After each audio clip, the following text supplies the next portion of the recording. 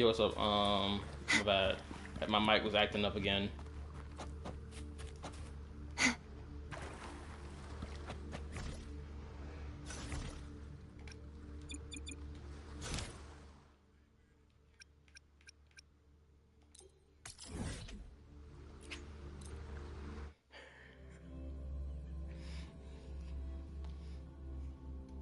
I can't believe her story quest takes place here.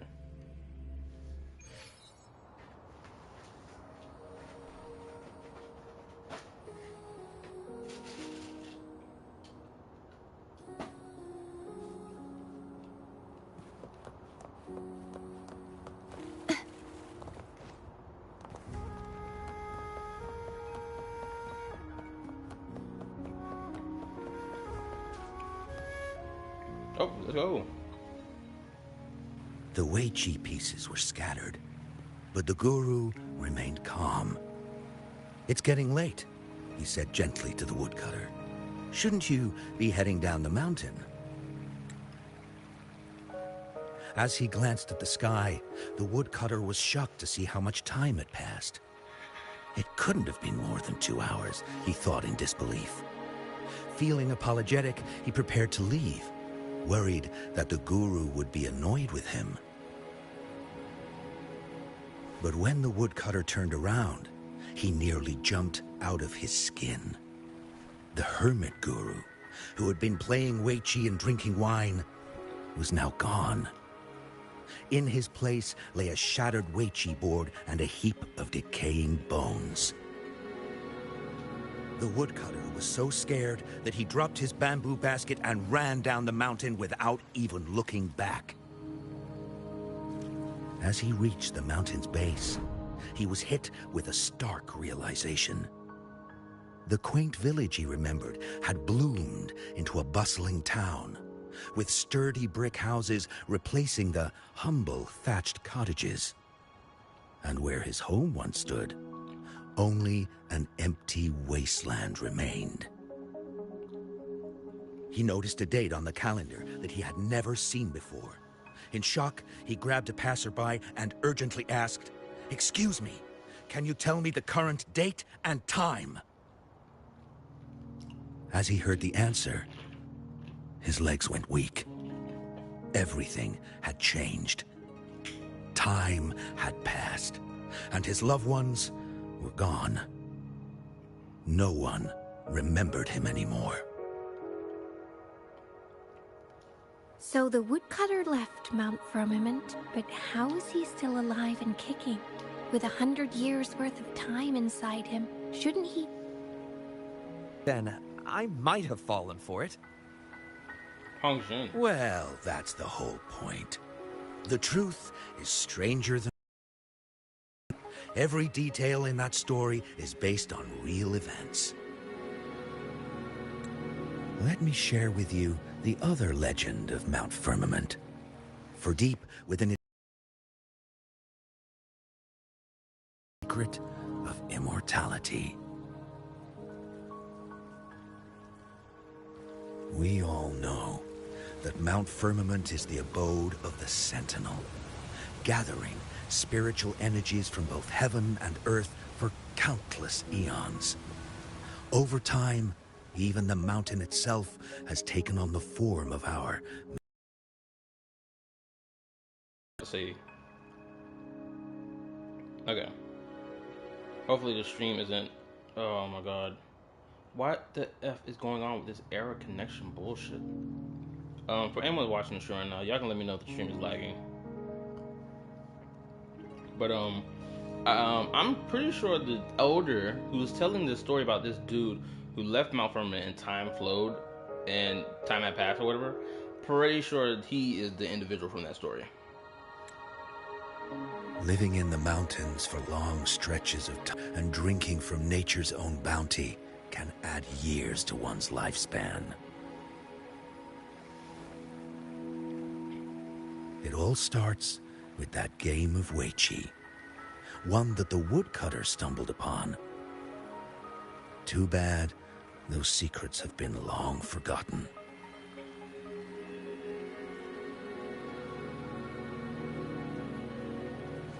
gather around now, people. You're in for the story of a lifetime.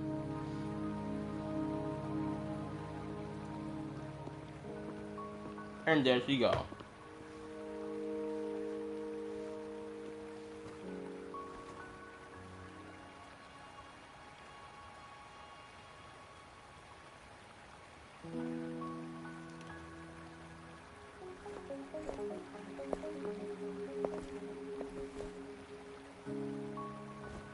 Shh.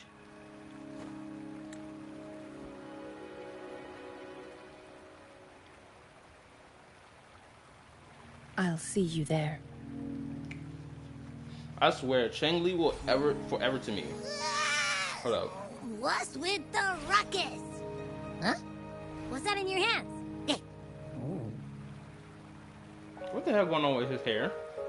Also, I still stand on this. Changli got the face of a demon. Them eyes are wicked. Ignore what's going on in the background with this damn screen loading. Behold Hongzhen in its entirety, next to a ring and hanging eaves. When eternal snow thaw into flowing streams, let us reconvene. Oh, I see, I see.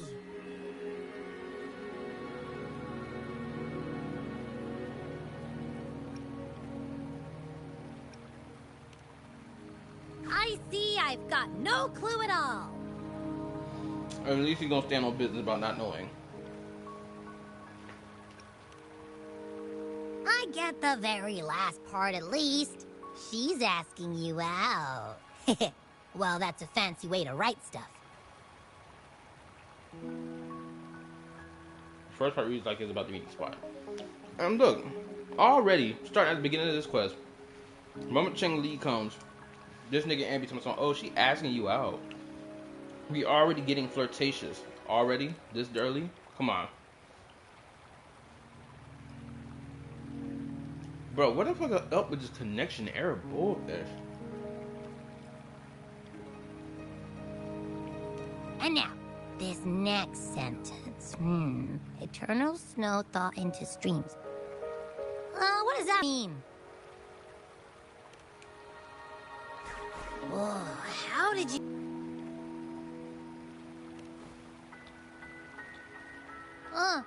Makes sense. Lead the way.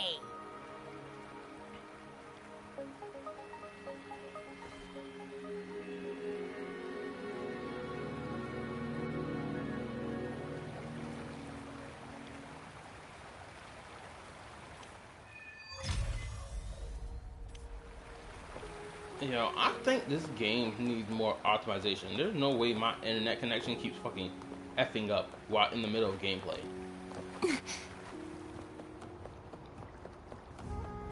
I'm going to believe that the optimization of this game is still bad. That they need to work more on it.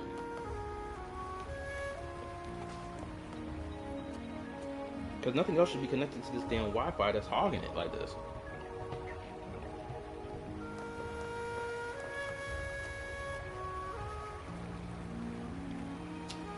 Hold up, I gotta run around this house and look and see what the F going on.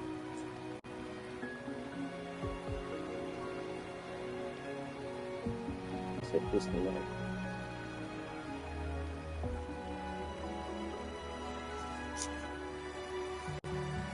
Today's story is the great battle between a righteous knight and the wicked Threnodian.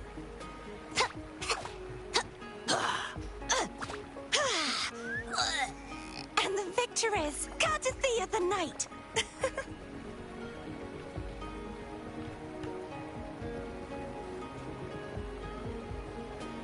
Hopefully the mic working again. I'll be right back. I'm gonna run around this house to find and see what the issue is in my room, at least with the Wi-Fi.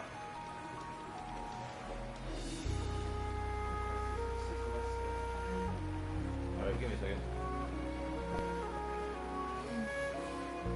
Oh, smells so good.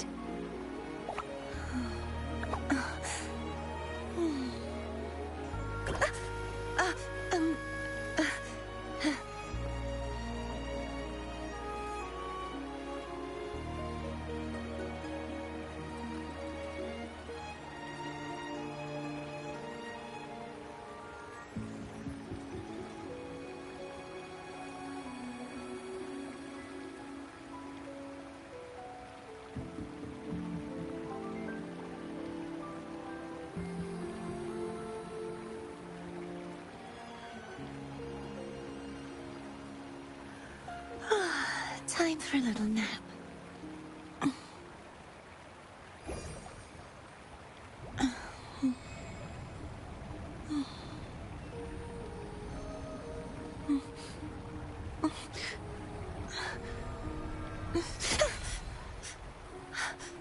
It's...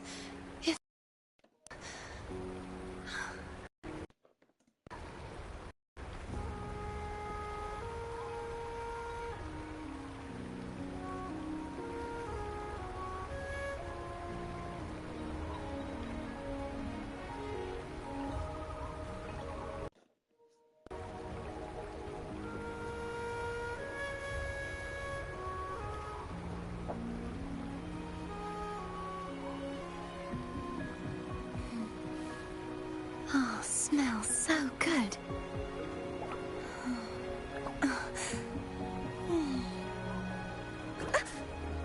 Um...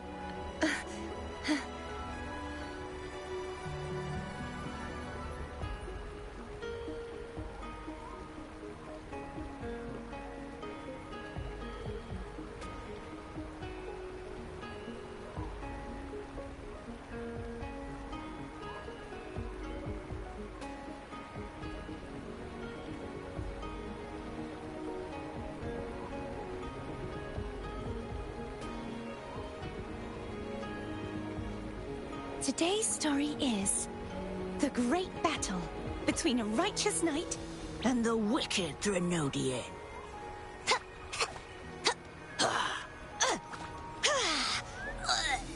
and the victor is courtesy of the knight.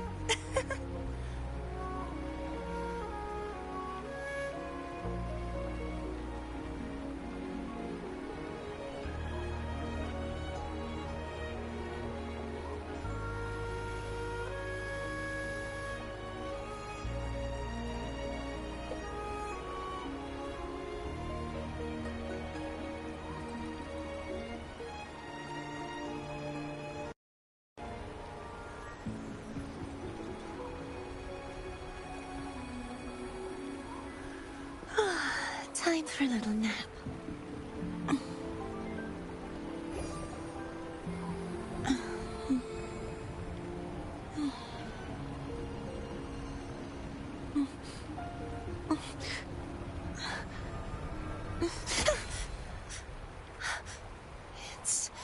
It's just a dream.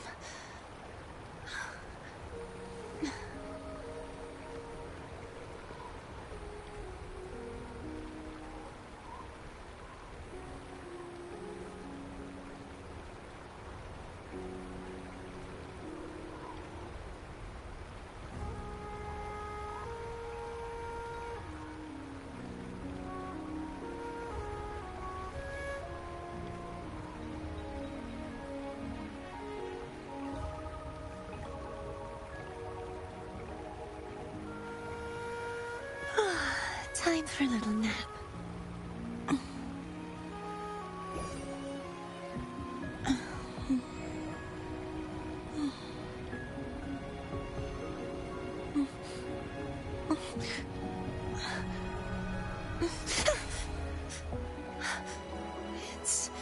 It's just a dream.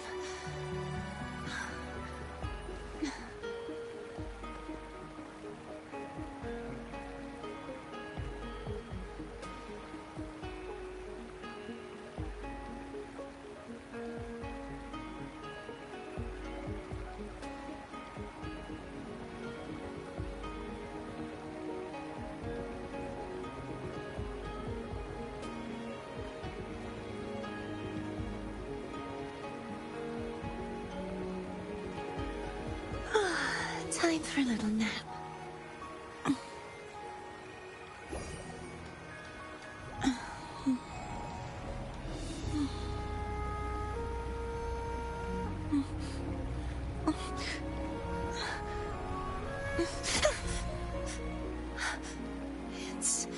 It's just a dream.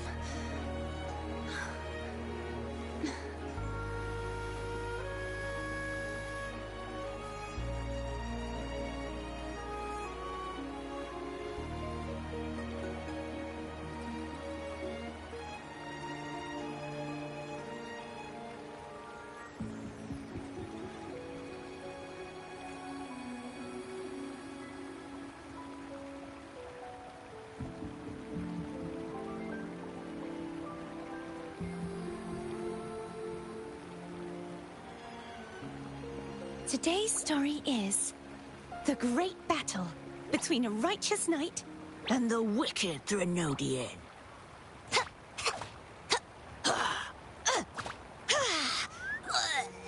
And the victor is Cardathea the Knight.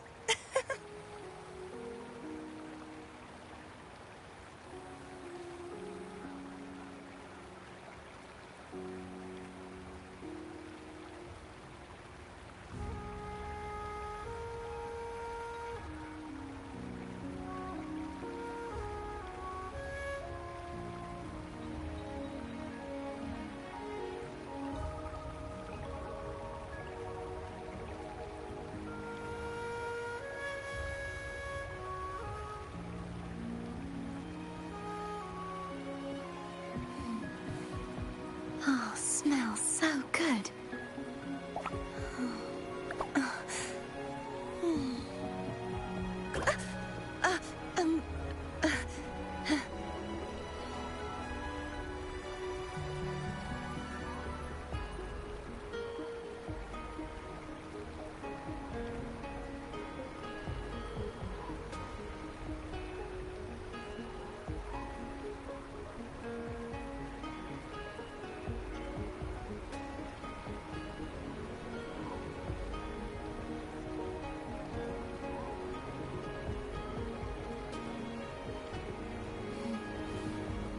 Oh, smells so good.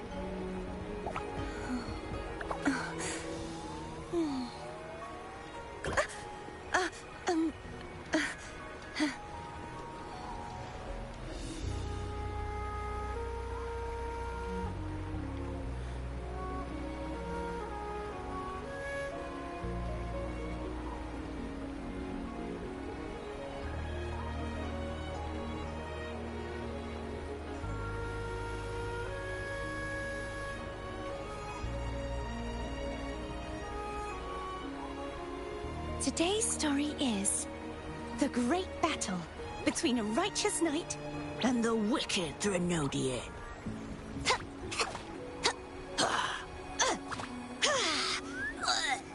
And the victor is Cardathea the Knight.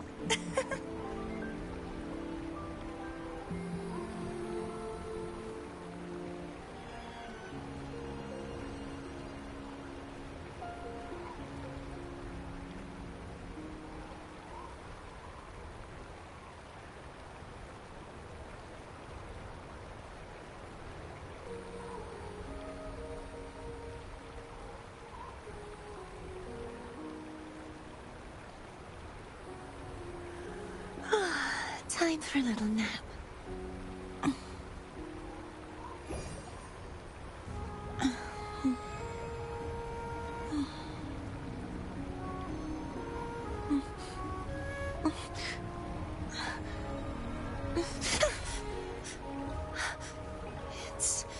It's just a dream.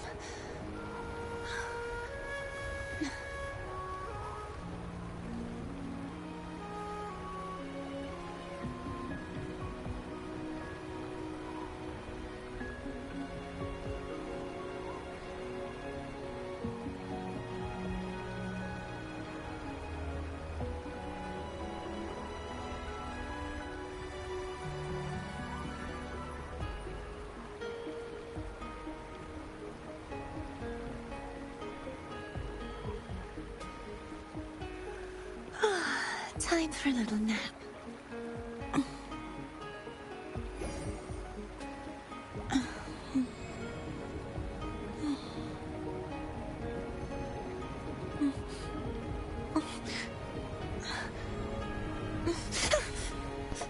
Okay, sorry. It's just a dream.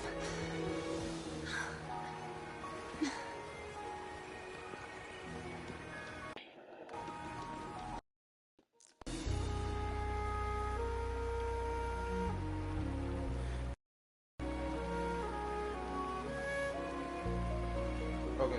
Hopefully,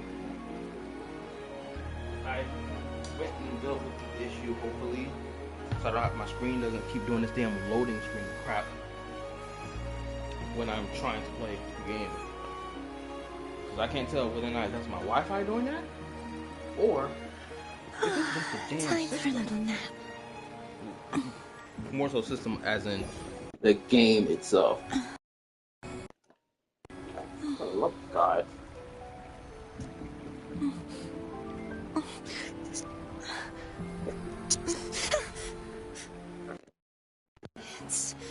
It's just a dream.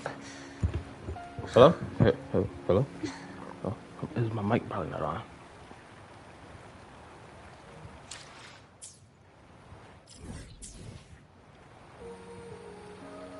Mic.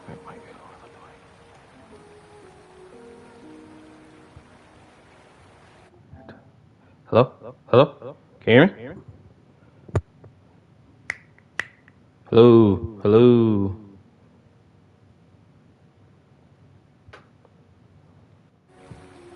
Does it sound good?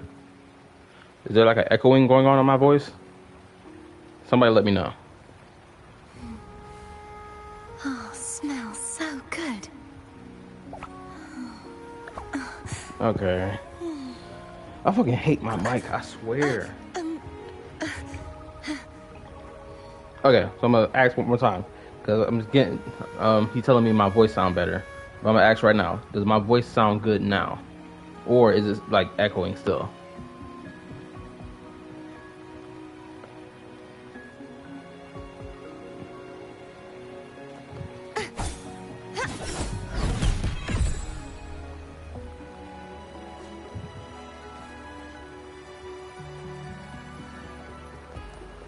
Okay, so I'm gonna take that as a yes. My mic sounds good. All right, because I had my mic that I have is pissing me off. It keep unplugging when I'm trying to talk, and all that other nonsense.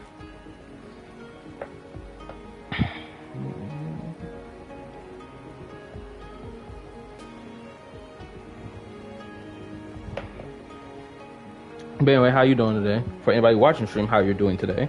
I know I didn't say that at the beginning because I didn't really see much chatter in the stream, so I didn't really talk much. But anyway, how y'all doing today? Hope y'all doing good. What can I help you with?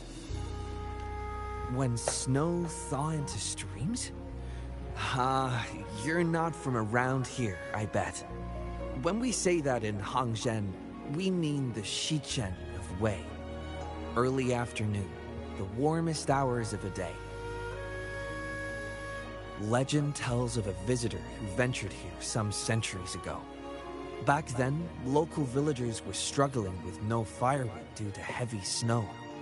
This visitor opened up a path with their forte and diverted a hot spring to provide warmth and aid.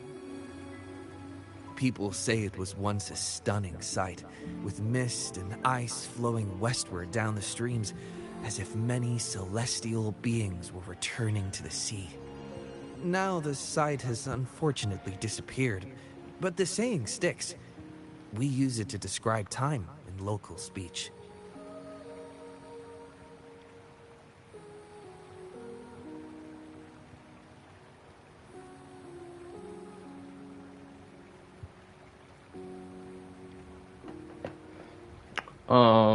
My bad. Well, I was replying to a comment. Grandpa Zoe tells everyone. I haven't seen it with my own eyes, but when it comes to stories like this one, they're usually made up. Not that I don't want to believe them, but... Oh, you were listening to one of his stories earlier too, right? What did you think? I wasn't mentioned in the story, so it's a thumbs down. How narcissistic, anyway. Really? So you're into stories and anecdotes too?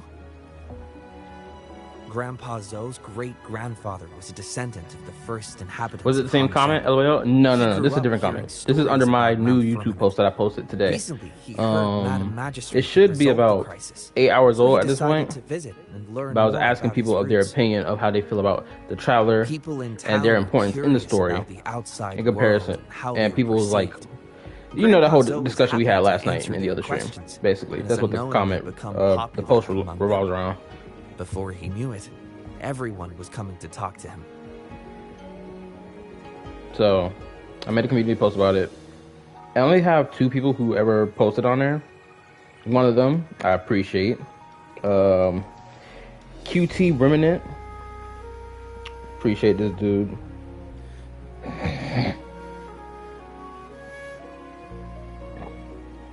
He gave his thoughts.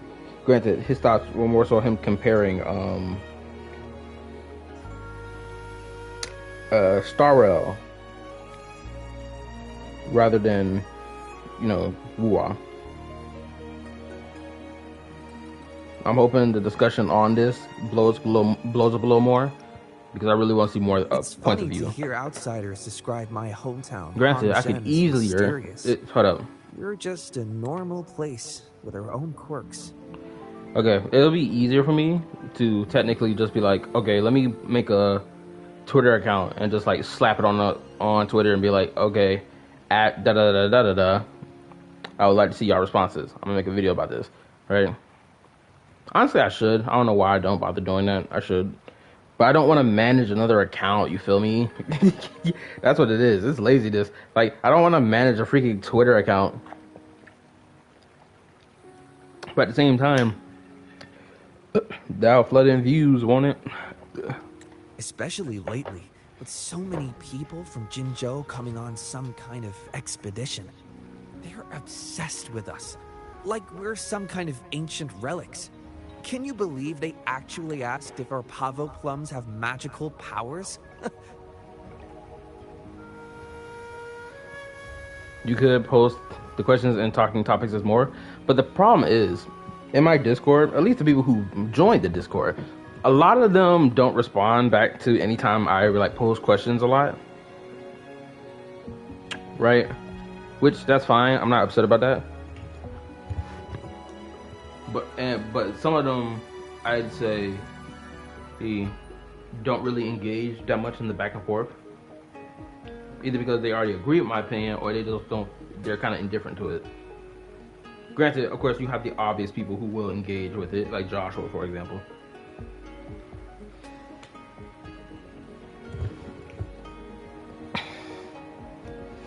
I stay away from Twitter. Like, I know Twitter is a cesspool, but like it's a cesspool that has its benefits from time to time to time to time to time. Huh? How did she disappear like that? Wait, are you that legendary rover who saved Jinzhou? What can I do for you?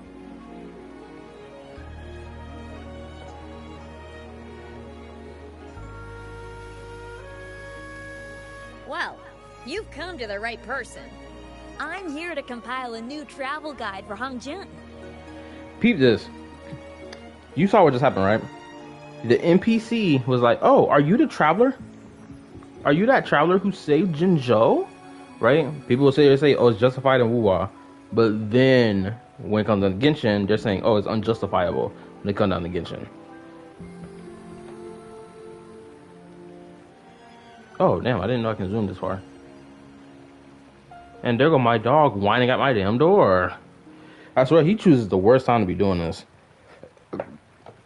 I'd rather waterfall and text on Discord than YouTube, especially since I'm not trying to have some dumbass start shit with me in anyone's comments. LOL. Understandable. I get it. Personally, me, I said this to the other homies like months ago. I'm not an individual that's like, I want to give my opinion about this topic and I want to have the back and forth. So sometimes I seek it out. No, not sometimes. I blatantly seek it out. Right?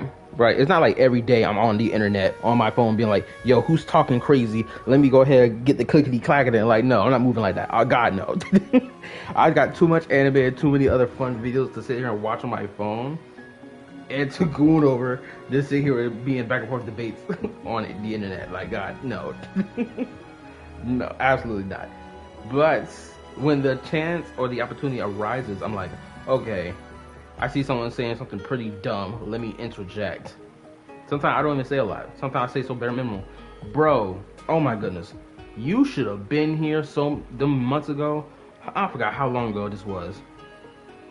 This was more than freaking 6 months ago. This was I think this was like last year before I even started playing War until it was like before it was available for the PS5. Bro, I was having a back and forth spit fight in a comment section for 2 weeks.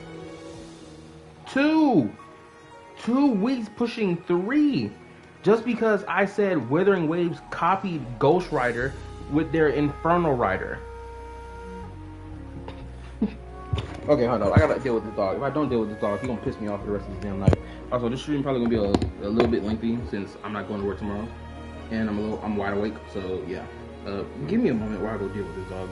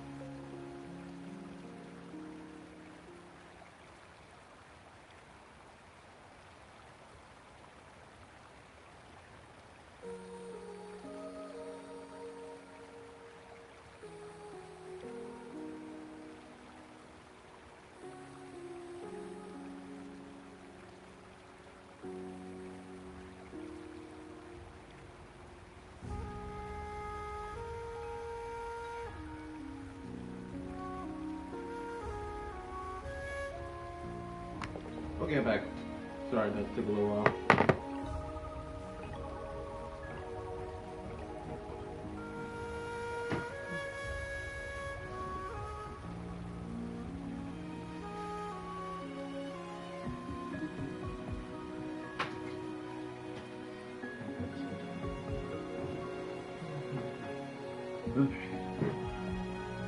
Anyway, let me read.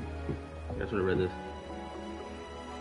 I don't like this, but arguments evolving to senseless insults and basic accusations is not it for me. I get mad too easily, even knowing you can't argue with stupid. I'm a little out of breath. I had to run upstairs, but yeah, that's also true. Cause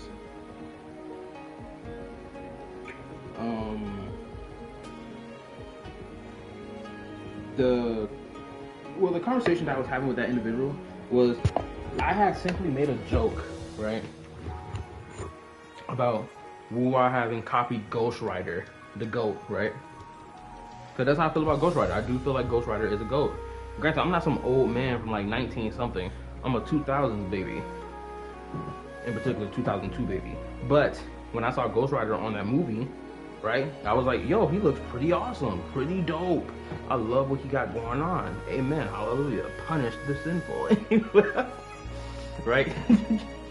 So then, cause like around the same exact time, I saw people sitting here being like, oh, cause this was when Mavuiko was about to come out. So people were like, oh, look at this.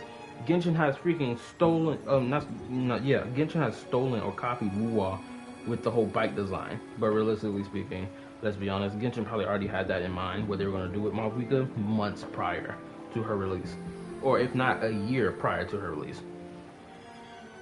And so it just happened to land around this time, and after Wuwa has already released like an enemy boss. That's some bike-wielding demon. Right? So, yeah, so I put my interjection in it, and this person was having this long back and forth with me about, oh, but you're using the word copying. You can't say inspired and copying in the same sentence. I'm just like, bro, you're just upset that I'm using the word copying. I'm not out here saying that they freaking stole a whole concept. I'm saying that they copied a concept from somewhere else and they're using it in their game, which there's nothing wrong with that. And what's so crazy is, after like the 2 weeks had passed and someone else interjected into the conversation being like, bro, it's clear as day that homeboy don't want to continue this conversation, which is me. Because at that point I was like, bro, we're 2 weeks deep. I'm not continuing this conversation with you, bro. I'm done. It's over. Good day. We fighting over semantics about copying or inspired creations. And it's like, bro, I'm done. Dude was like, oh, it's clear as day that he's done talking. And then the person I'm having this back and forth with for 2 weeks straight sits there and admits that, hey, yo, they were doing this on purpose just to troll. I was like, I'm so glad you said that, because now the conversation's done.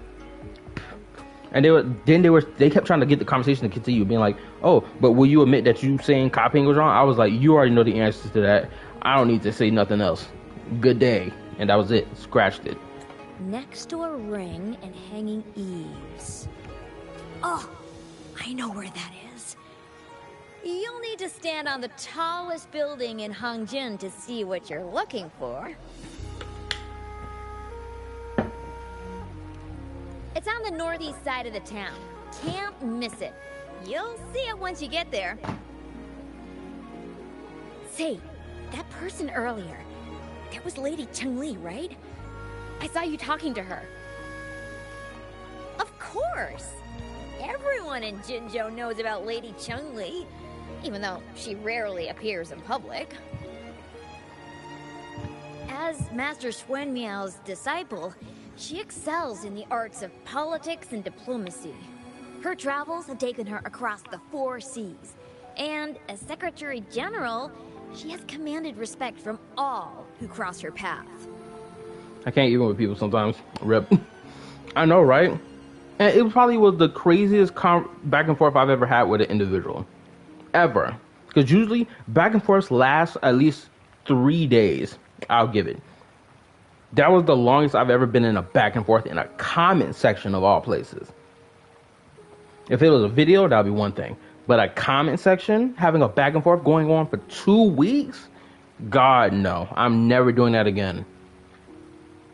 Even if I was like fighting niggas in the comment section about the whole thing about lolly characters and stuff like that, bro, even with them niggas, I was like, bro, the conversation ain't even last this long. It'll go on for about a day or two, and then that's it. Sometimes it won't even move past that. It won't even move past that hour sometimes, if I'm lucky. Yeah, and she came all the way to Jinzhou to help out Magistrate Jinshi for the sake of peace in Huanglong. She's been working tirelessly behind the scenes since then, fully dedicated to her task. How could anyone not revere such a selfless act? I could have sworn I just saw her. Where did she go?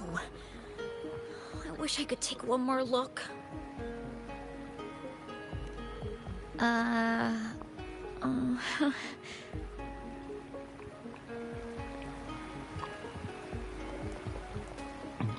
Also, if it wasn't pretty obvious about my statement I just made about the whole lolly character things, I do mess with lolly characters. I know people find them weird, which that's valid. But at the same time, we also need to recognize that there are short women out here that exist in the world that need love too, because they don't get no love. Why should girls who are 4 feet tall, damn near flat as a board, not receive love in comparison to the big chested girls that's like at least 5 feet? Come on now. Show them girls some love.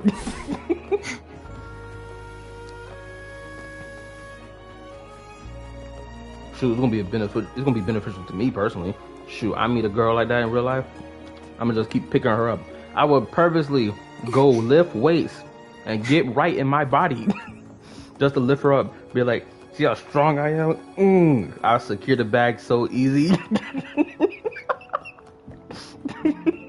My bad, I'm running around the map like a dummy. It's a perfect chess play. What do you want? I've done nothing wrong. Huh? Oh, you're just asking for directions. Sorry, I'm not a local. Can't help you there. Wait, you were the one talking to Lady Changli earlier, aren't you?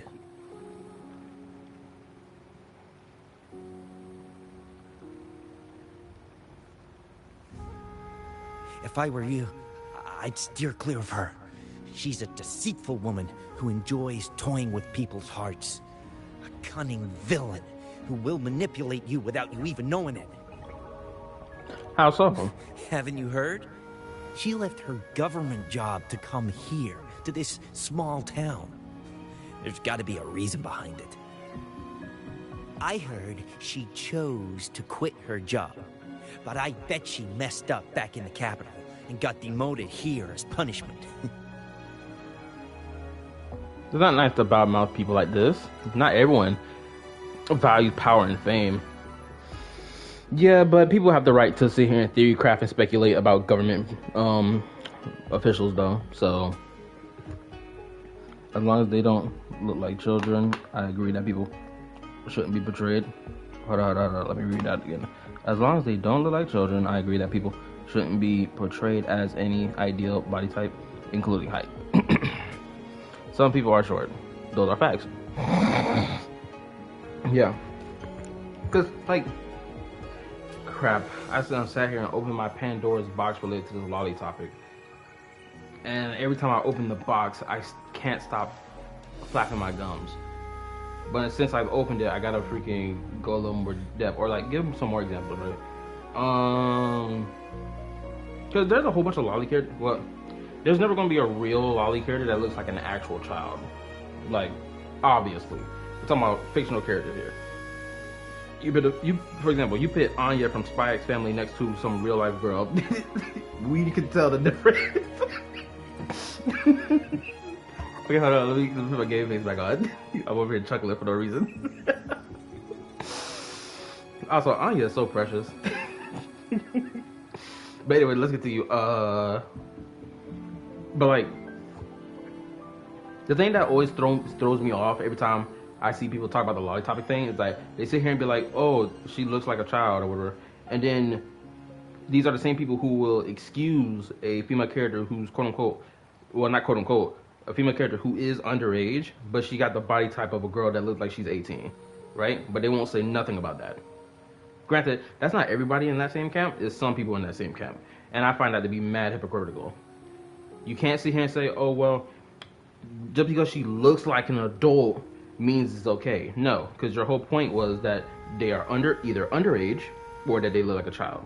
So if it falls under those two categories for you, for why you find it problematic, you should not be excusing it just because they have the body type of someone that looks like they're 18 or 23. Like, no, we're not doing that. You can't sit here and try to back out to sit and try to act like you not the same degenerate that you claim people who like lollies are. Like, no, stop it. You're just as bad. Don't get me started on niggas who are furries. Oh my goodness. Bro, I didn't even know that furries had beef with people who like lollies. I didn't even know that was real beef. But apparently it is. And I'm shocked to see people who are furries sit here and try to act like they're somehow less degenerate. Bro, nigga, do you really want to get there? You are no better. You're out here dressing up like an animal from top to bottom. Don't get me started on what these niggas do in VR chat. Oh man, it's crazy. Granted, y'all do you. I ain't even gonna sit here and like, you know, throw them too far underneath the bus. I ain't about to sit here and do that. Like, yeah, go enjoy what you enjoy for real.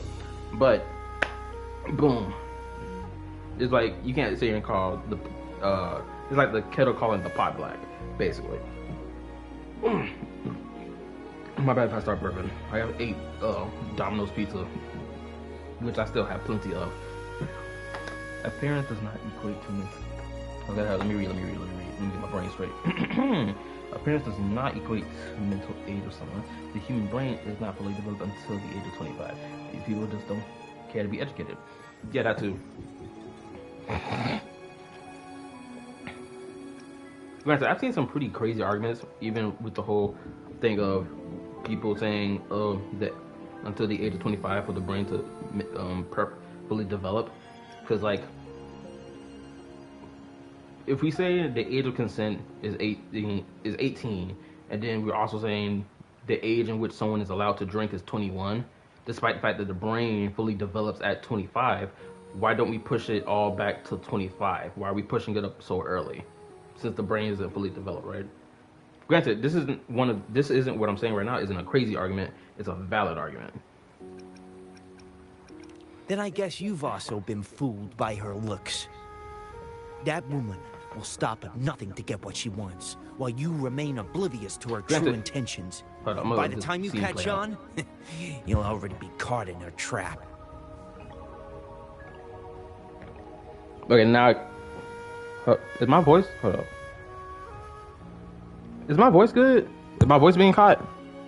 Hold up. Let me turn on my mic or my. Is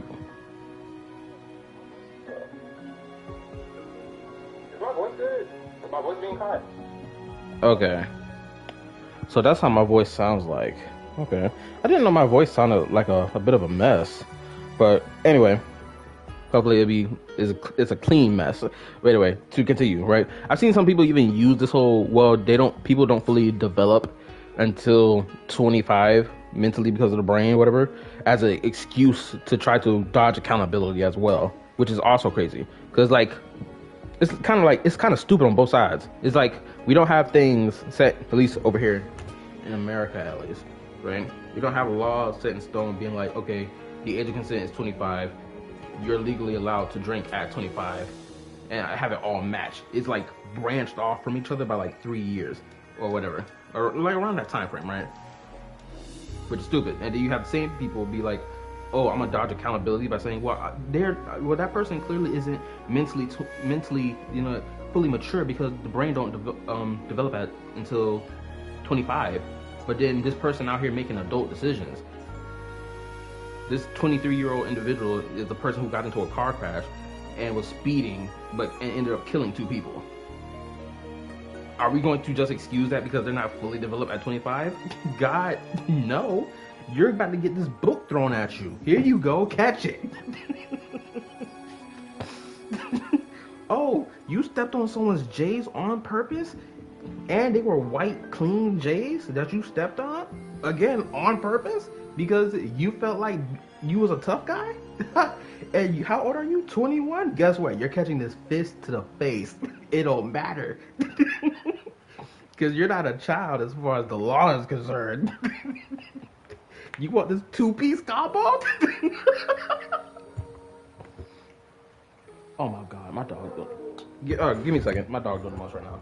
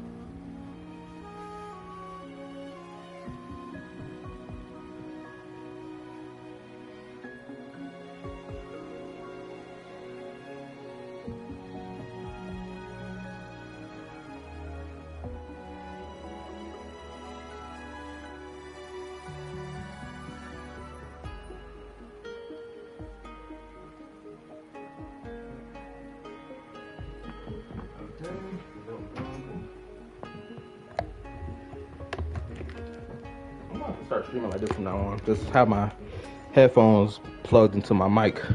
Or, no, hold up. I said that wrong. Have my headphones plugged into my controller. Okay, hold up. Let me read. The age of starting to understand right from wrong is agreed to be generally somewhere around the age of 8. So their accountability arguments are defensive and ignorant. Exactly. But that's enough of that. Let's continue the story because I gotta get it done. Has she actually achieved anything substantial during her time in Jinzhou? Or did Madame Magistrate just fall for her clever words and let her slack off? I say you're underestimating Changli's trickery. I heard she tricked that VIP guest of Jinzhou into going to Mount Firmament. Just think about how dangerous that place was. She must have been afraid of him getting too close to Madame Magistrate and ruining her plans. What a sinister woman. Fortunately, that guest was a skilled fighter, and he managed to escape unharmed. I hope you don't mind my frankness. Just giving some advice, because you look pretty innocent. And, gullible. And not from Jinzhou, judging by your outfit, right? These niggas, hold on. This gotta be the dumbest thing someone could say. Also, not from Jinzhou, judging by your outfit. My guy, this character is from Jinzhou. Because the outfit screams it. She got a whole dragon symbol on her outfit somewhere. I'll show it when I get the chance.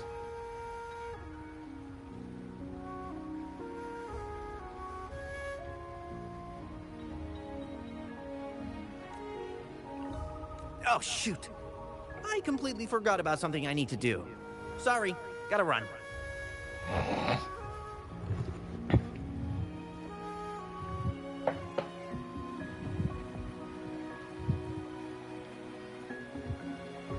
Hey, why are the people here so divided about Changli?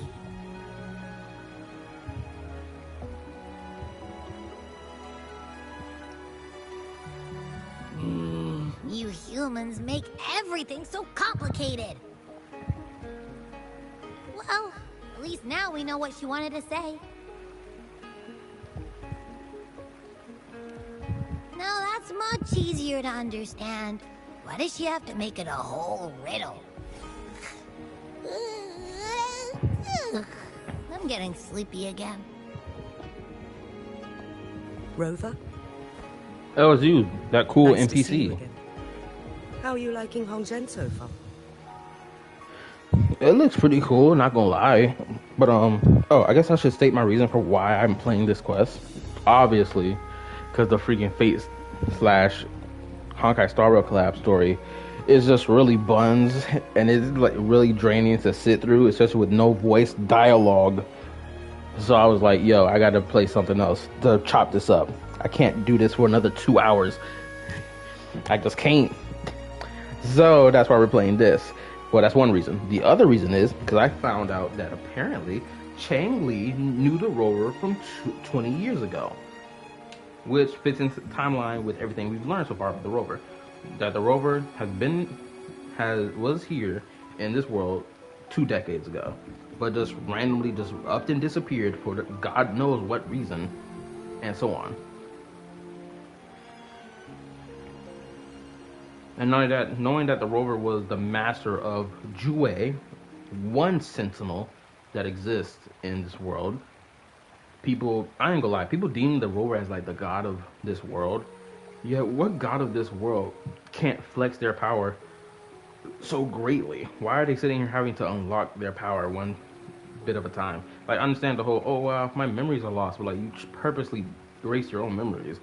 Or purposely had them erased, which is a dumb decision. I don't understand the logic of why the rover did that in the first place. I still don't. I don't understand I just don't understand the reasoning.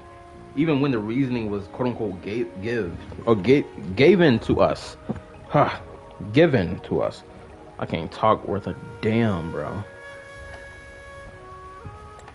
The crisis at Mount Firmament has been resolved, and the waterway between Jinzhou and Hongzhen is open once again.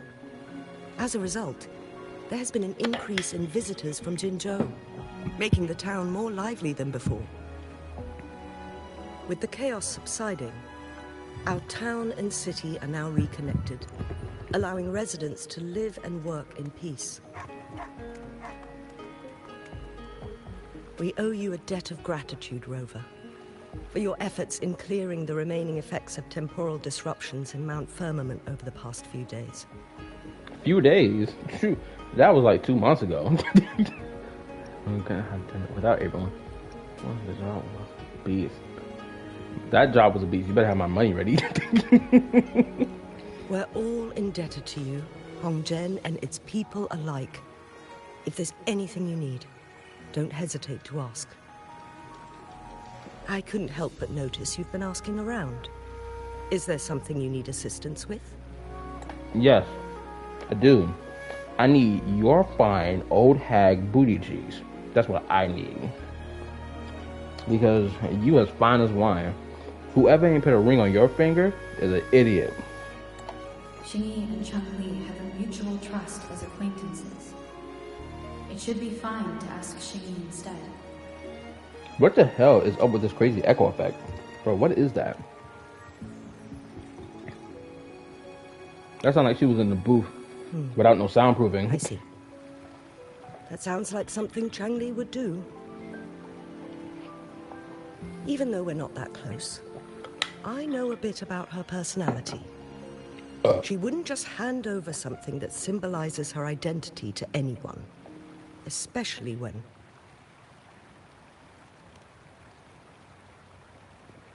I think it would be better for her to tell you personally.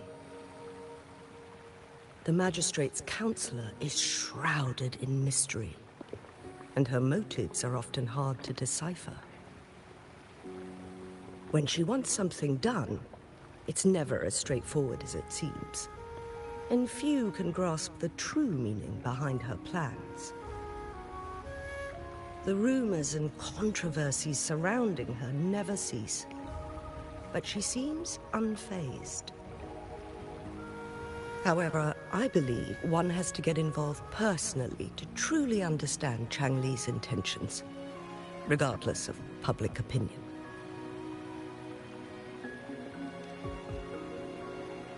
About the riddle, it seems you have already figured it out by yourself. No, nigga. What are you talking about? But remember, it's not just about the answer, but also what she wants you to understand.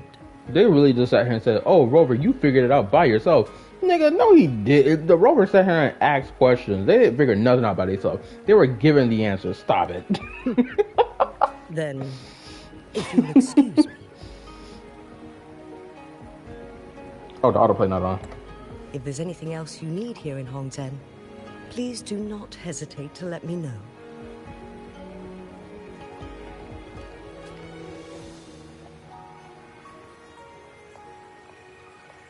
That NPC is so cool. It don't make no sense why she's not a playable character. She should at least be a 4-star character, at best.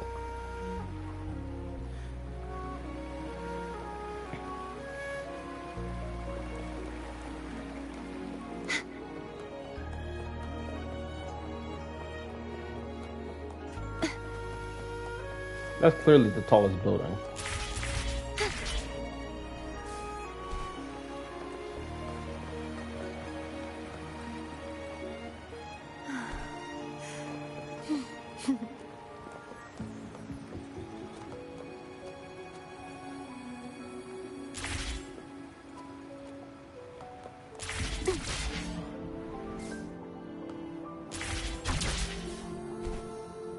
Sorry if I'm doing all these upskirts with my girl on the screen. I'm not doing it on purpose, slightly. A ring, she wrote. Should be this ring-shaped ancient structure, I guess. Also, leave a like button on the stream. Wow! Help your boy. It's really huge now that we look at it. Next, hanging eaves. If we look from here, is it that pavilion? It does look quiet. Should be a nice place for meetings. Getting eepy again. That must be the place then. I'm hoping I'm looking in the right direction.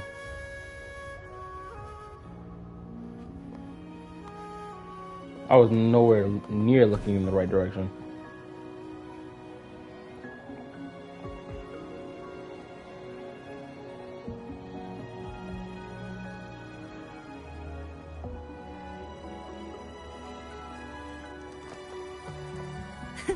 I can fly too.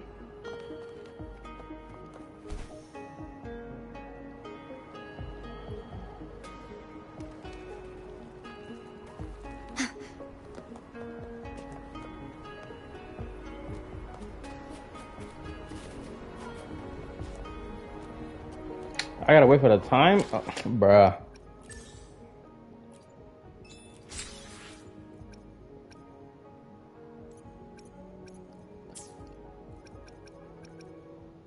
What that say? Between 13 and 15?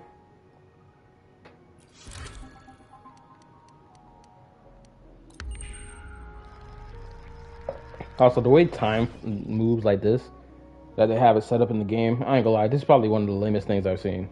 It is so simple and basic. Like, there's no actual, oh, you get to see time move and flow, like in Genshin. I click on the time thing, the thing moves and flows. Granted, this is something minor. Most people are not gonna care about it, but I feel like it was something worth mentioning.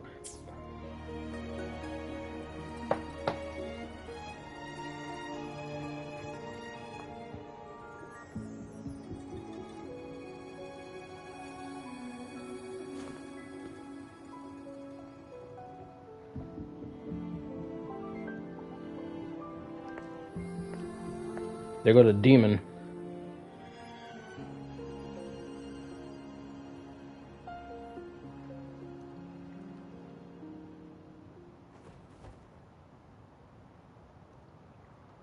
Apologies for my delay.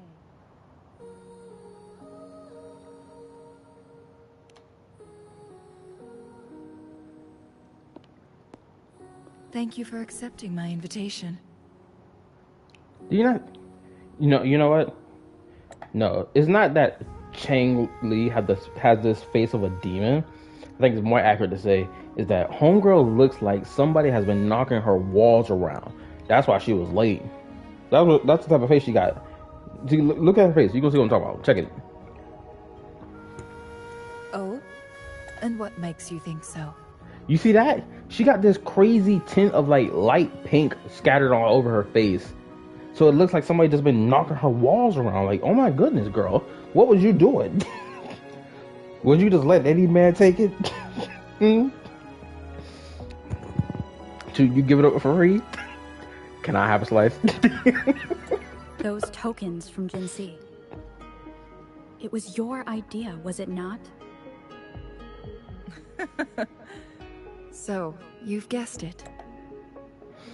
Also, the voice actress for this character knows fully well the gooner behavior that the community has displayed ever since this character came out, or when the character came out. I remember seeing a video of her like doing, what was it? What would you call it? An interview, and she was just like shocked by it. Granted, she also liked seeing the community, behave this way. Also, I need to get a screenshot. Screenshot acquired. Save it for later. Sorry, Rover. Jinzhou faced multiple threats back then, and we had to be cautious. We did not intend to inconvenience you. I regret our lack of hospitality. This still doesn't make any sense why you gave us the freaking mementos in the first place. Genuinely, you could have done something else than doing this whole memento game.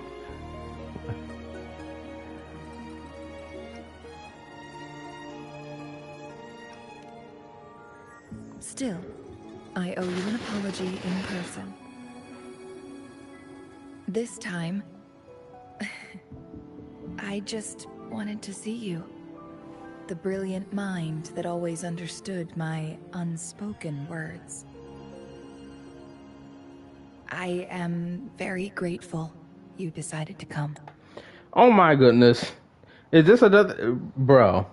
So I was correct. I came across the comment section talking about this story quest, or like how female characters interact with the rover, and this is just another blatant example of female characters interacting with the rover, and it's always this shy, blushing facial expressions, or the over obsessiveness of them, or being like, yo, you're back? Let me get on my knees for you and slop on your knob. So how was your 20-year departure from us? Oh wow, really? Oh wow, you did what for 20 years? You slept for 20 years? Oh, that's crazy.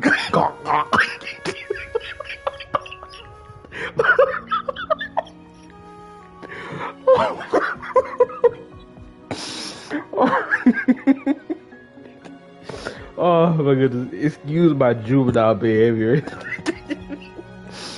I had to get it off my chest. It's freaking hilarious.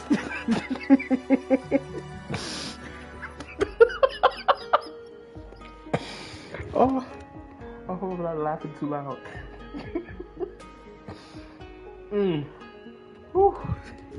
Oh man, that deserved a like. I'm gonna make that into a YouTube short. I'm gonna make sure I remember this to make this into a YouTube short because this is just too funny. Oh man, that's gonna be such a good YouTube short. I can feel it. Apologies for giving you that impression, Rover. That's not how we treat our saviors. I merely have a few questions, and I was wondering if you may have the answers. Does this game of Weiqi look familiar to you, Rover? Playing female rover is interesting though because they don't act any differently, nor do the guys act any differently. True. But I'm not gonna lie, I think it would have been mad interesting to see the male characters sit here and be overly obsessive towards female rover. Because I promise you, if that's what had happened in the game since Jump Street, you better believe no female player of Wuthering Waves would be complaining about, man, all the female characters just suck the dick of the rover. Shoot, they'd be so glad seeing these male characters get on their knees too, slapping at that freaking meat down there. You better believe it. There'll be no complaints because everyone will be getting fed their food. Everybody gonna get a slice of that goon pie. Shoot. Oh my God. God. Oh my God. No, I'm not going to say God. Let me not invoke him today. Lord, forgive me for this. Let me rephrase my words. If Coral Games ever decide to have a moment where Scar is on his knees in front of the rover, and someone just like happens to choose female rover, and Scar gets close to their crotch area, be like talking all crazy, bro, it's gonna blow up. You better believe the female player base is gonna be like, yes, this is what I've been waiting for.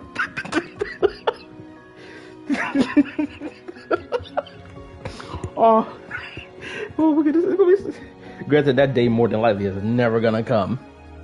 Because why would they dare put a male character's face so close to another male character's crotch? It's just not gonna happen in this game.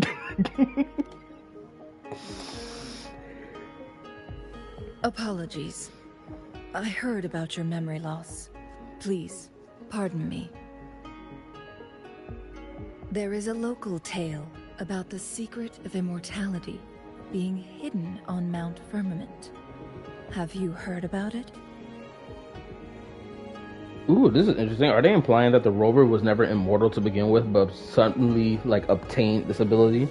If this nigga obtained the ability of immortality, I ain't gonna lie, that kind of notches them down a little bit for me personally. I rather flex that I was born with it than I had to find it so I can look cool in front of other people. That's just me. Anyway.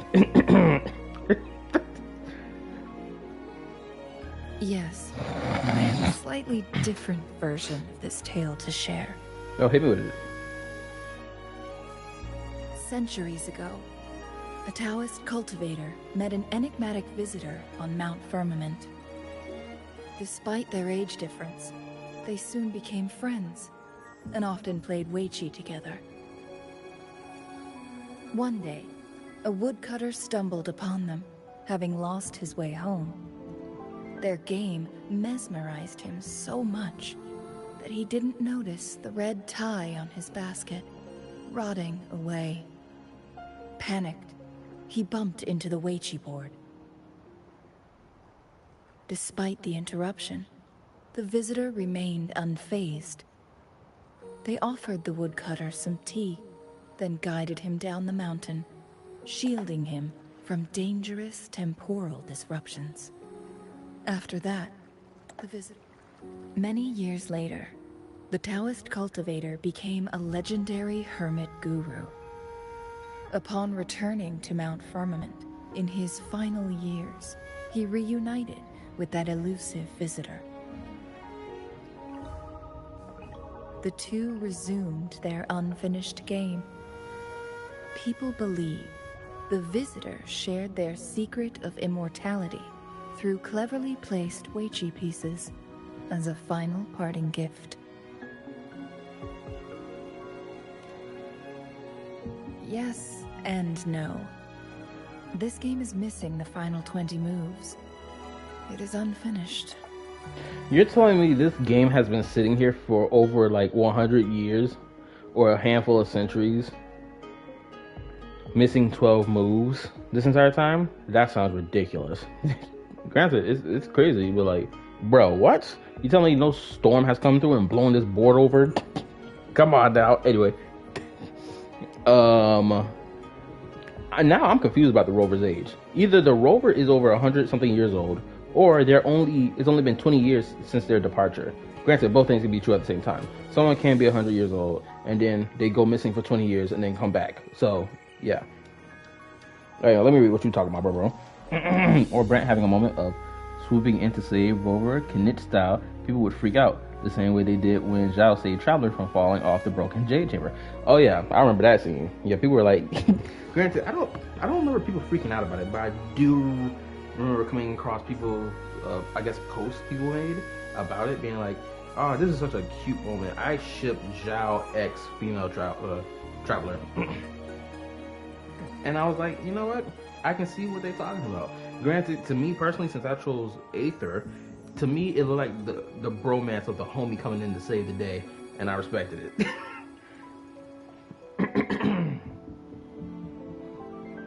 Granted, that Chasm Quest was also pretty good.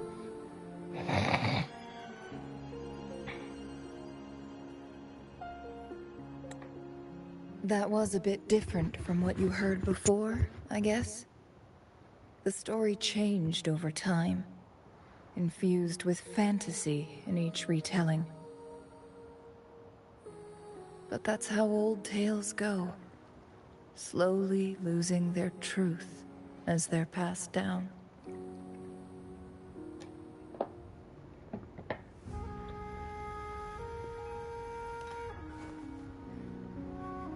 Precisely. The legend may be shrouded in myth, but that game of Weiqi was real. Embedded within its records lies a cryptic message. This game record can solve the crisis of time. From what I know, only the Sentinel in its prime has the power to manipulate time through its possession of a complete temporal mandate. For us mere mortals, controlling time is indeed similar to gaining immortality. As the records state, it only reveals itself when Mount Firmament emerges. But how it ties to the temporal mandate remains an enigma, at least for now.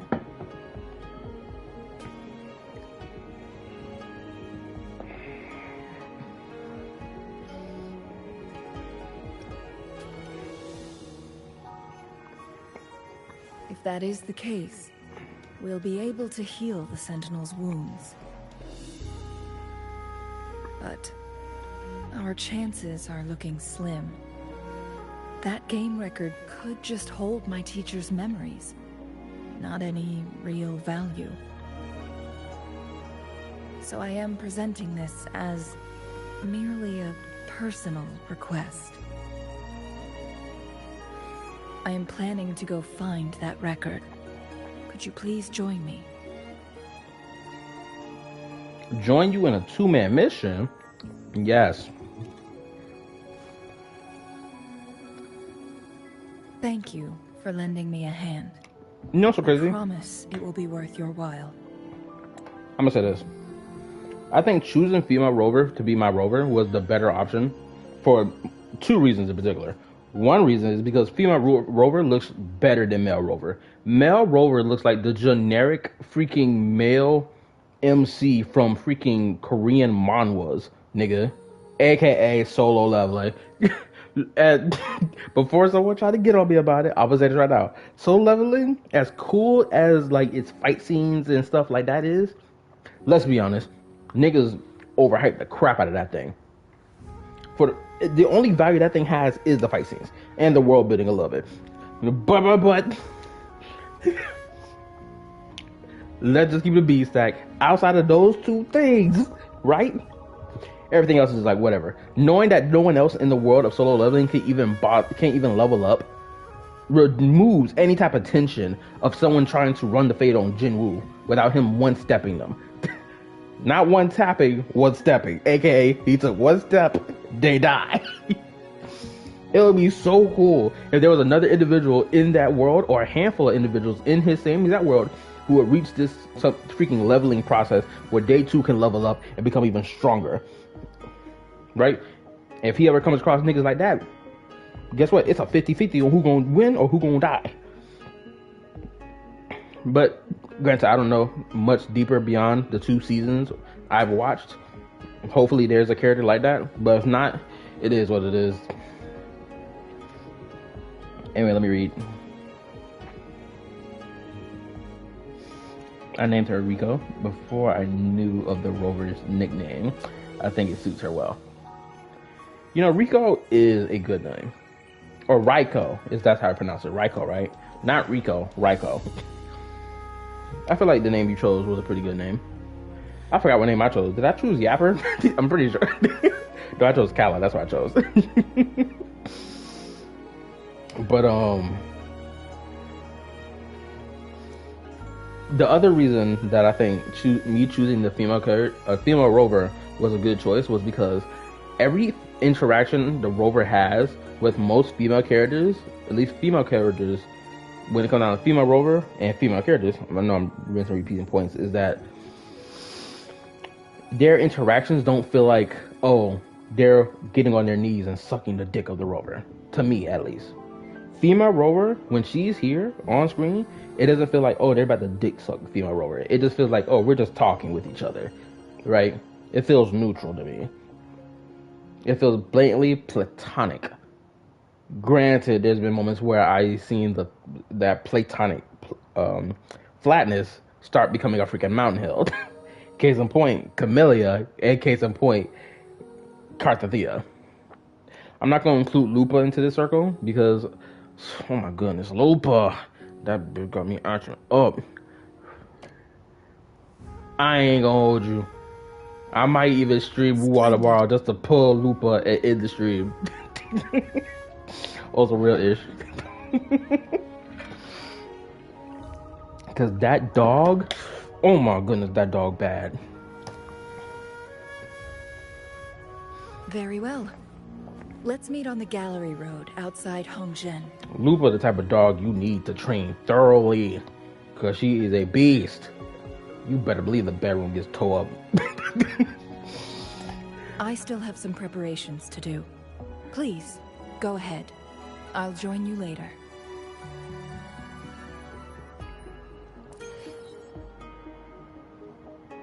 Bro, my freaking, what you call it? This game's equivalent to adventure rank.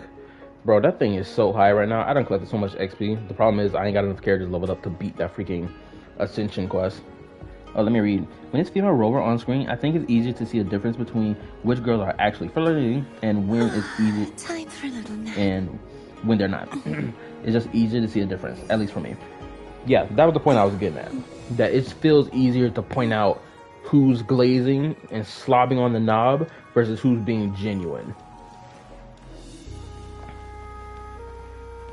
Not gonna lie, Carthathea, as much as I love my girl Carthathea, it felt like she was, well, it didn't feel like she was glazing the rover because this was the first time they met, or second time they met technically. But like the way they were portraying their interactions with each other in the final act of the Renacida plot, it felt like way too much. Oh, we're shipping these two characters together, and it was just like, bro, I don't think this is the time and place for this. I know she ain't had no friends being by herself all this time, but I don't think we need to be depicting it as a, oh, we're shipping them together type ish. You had this big open desk. Where is your office? Is this your office? You need some walls around you. Granted, the atmosphere does feel good. Like, I can't imagine working outside and having the doorway just be blatantly open like that. Oh, this where we're going? Carlotta feels like a genuine love interest, even with your rover. I'm not mad at how they went about their story so far. Oh yeah, their story was great. Oh my goodness. I don't know if you were even there for that when I streamed it, but bro, I was messing with her quest heavy, especially. Hold up, give me a second. Rover, you're here. Okay, let me continue my point. I was messing with Carlotta's story quest heavy, especially after I just came off of finishing Camellia's story quest. Camellia's story quest was so blatant. Oh, I love sucking the snob. I love sucking off Rover so much. We always cross paths with each other, regardless if it's in the actual timeline or if it's us meeting together in some hypothetical timeline that didn't actually exist. Right? We always cross paths with each other, or we're always going to meet each other. Right? We were told this so much, this, that, and third, of how they meet each other, right? But now we're not even shown how they actually meet each other because we got a whole bunch of hypothetical plot lines, timelines happening throughout that quest. And granted, they did explain the reason why she's just interested in the rover. Their reason for why Camellia is interested in the rover is blatantly just cause. That's all it is. It's just cause. There's no real reason.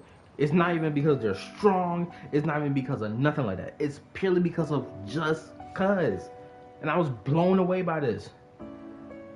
Granted, you can have a character have a reason for why they do what they do is just cause, right? Because there's people out here like that, right? They just do what they do just cause. They don't have a real deeper emotional reason for why or logical reason for why. It just, they feel like doing it, which basically just cause equates to that's how they instinctively react. Because that's basically what her character was, or her character motivation for why she was obsessed with the rover. She was just instinctively attracted to the rover just cause. Right? And I was just like, bro, No way niggas were gassing this up. I like Cancerilla. She had her moments of flirting, but it felt like more like a Yaimiko natural / casual flirt. They also showed the depth of her determination and faith. I respect her. Shoot, if that's what she got going on in her character story quest, I'm gonna do that next. Well, as the Wayfinder, I do know a couple shortcuts. Because I'm not gonna lie. Granted, I guess I'll admit this. Oh, the main story quest? Oh, this was from the main story quest. That's what you're talking about. I thought you were referring to her character story quest. Shoot, who knows? I might get some of that in that character story quest too. But something I like about characters who have like religious faith is that at least in these, I would say in these Asian games, or even in anime and manga, right? It's never this, oh, we're going to spit on your religious belief type ish, right? Granted, I'm not ultra offended by it, but like it gets to a point where it's just like, oh, I'm tired of seeing that. Like, can you not create a religious character for me that follows their religious faith as best as possible, even though they know they're not perfect individuals? Right? Can you give me that? Because I'm tired of keep seeing this, oh, we're gonna make fun of this religious character and then we're also gonna spit on their religious faith. It's like, bro, come on now. The joke been played up for over more than 2 decades. It's time for that joke to die. Unless you can find a fresh way to tell the joke. Other than that, let it die. Sure, I'm thinking about a funny joke I can make right now. But anyway, to your point, let me read. Do you remember what she did for the Sentinel? I forgot what she did for the Sentinel personally. I'm pretty sure she gave up some of her energy, right? Something along those lines. I can't remember fully what she did, because she was so in and out of the group doing her own thing that I just freaking forgot what she did. But I knew she did something important, and I'm pretty sure I commented on it. Oh, let me read. I like Brandt's character story quest so far. If you talk to the right person at the right time, you get a small bit of Lario lore, and I'm here for it. I also love the vibe of the Fool's Troop. Oh, the Fool's Troop, I actually did like seeing their area.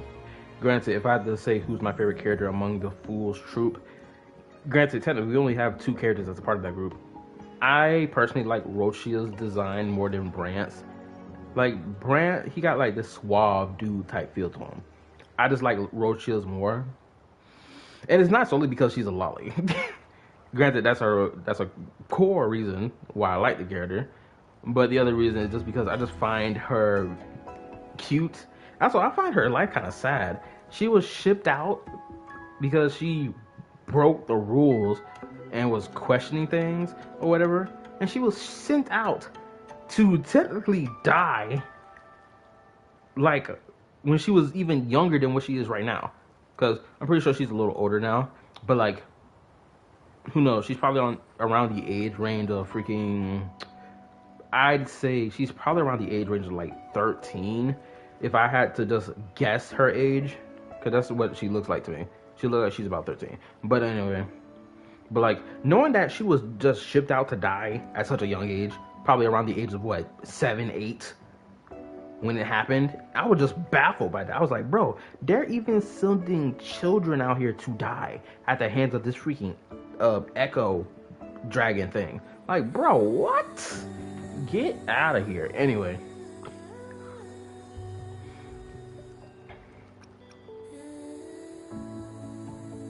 Also, I do find it funny that the people who play Wuha were complaining about, like, the lollies, or complaining about lollies in general, but also, granted, this was a couple months back, but like, they complained about lollies, but they also glazed the game that pumps out lolly characters as well. If any of them actually bothered to pay attention to any of Rochia's character animations when she's fighting, you could argue that it looks sexual. Granted, you have to be kind of half looking at it from a gooner lens, but at the same time, it's like, bro, homegirl is slamming her butt onto her suitcase to kill her enemies. Anyone can perceive that as sexual, or can perceive it as something funny. Either or, you get the point. The notes only provided a vague idea of where the game record is. I've determined the most likely It's like, location that doesn't on make my no last sense to me. visit. You're upset about lolly characters, yet the game you We'll be glazed the high heading there. heaven has lolly See if we characters can in find it. anything new. Shoot, God forbid.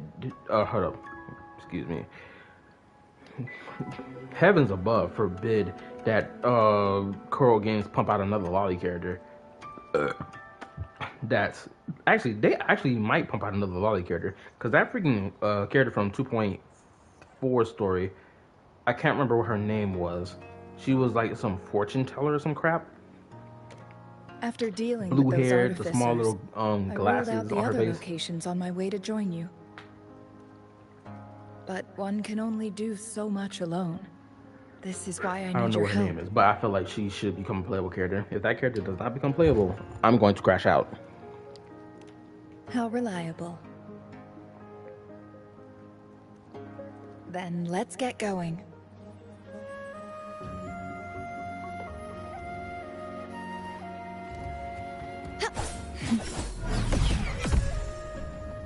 Changli, what is it?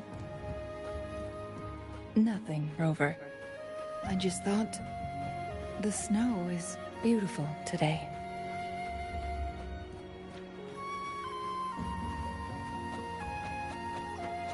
You seem curious about that ancient structure. It looks familiar. Like the abandoned court of Savante facility I saw, but bigger in scale. I heard it first appeared along with our sentinel. Later, the court of Savante based their Chronos orders on its design. That's interesting. So this godlike being manifested in this world at the same time as this construct. Very interesting. So I must assume that the quote-unquote gods of this world are alien life forms. Yep. Which, speaking about Genshin lore, yo, I am going to make a video touching on Genshin's lore and about some of the core moments where the lore blew the head tops of our brains, making us change our understanding of what we thought we understood.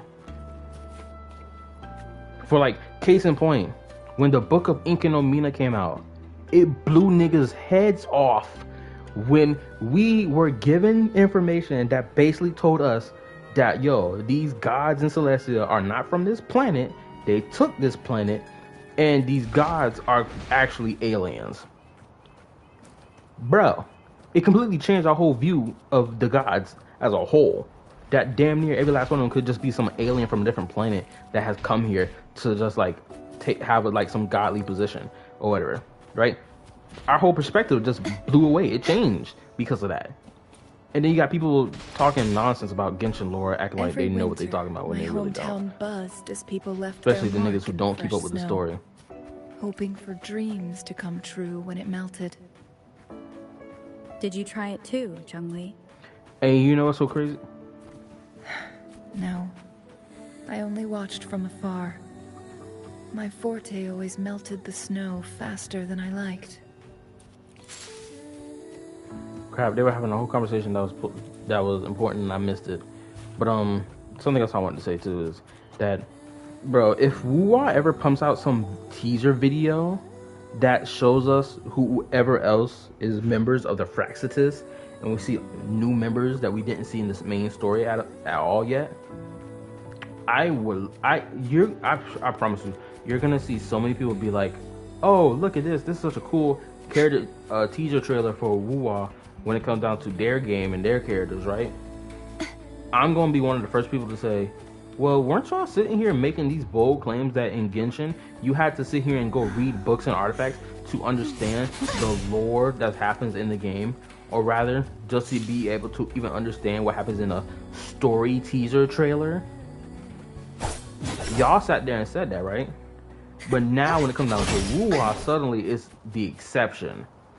I promise you, we gonna see so much of that nonsense when that day happens.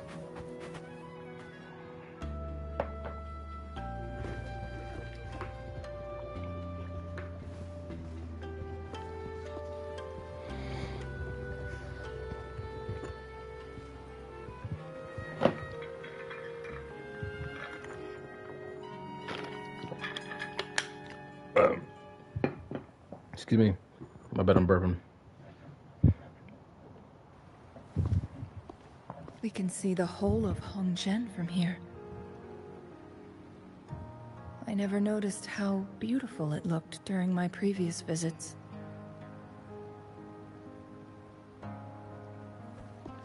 It's the same place as always.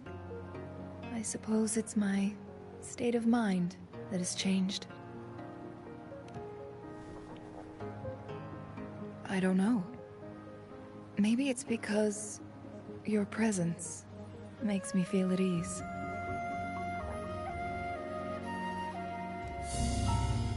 Wait! I smell tacit discords in that cave. No, there's more.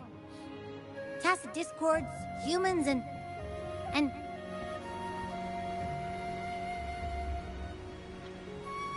Smells like a whole bunch of messed up frequencies.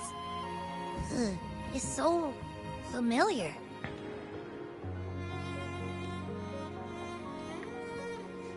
Come on!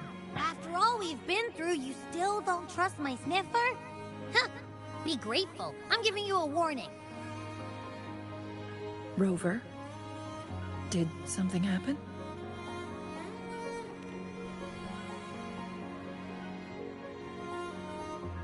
It's in the same direction we're going. Could it be?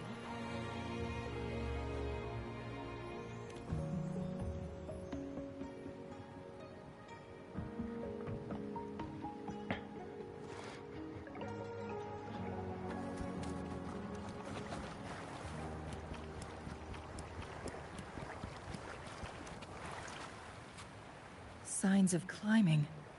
Someone may have been here before us.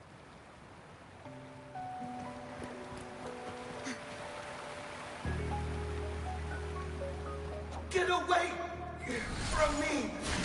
I can't hold up much longer. Help! Help! Thank goodness. Please stand back. We'll take it from here. I can fight! Let me help!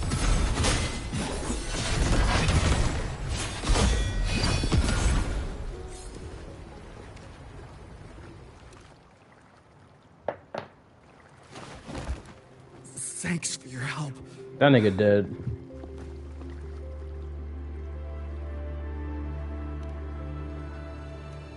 What other interesting topic is there to talk about? I'm okay. Wait. You?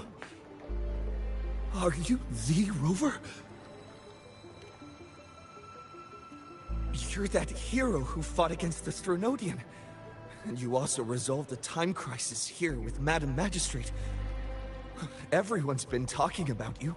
Rightfully so, because they involve themselves in the problems.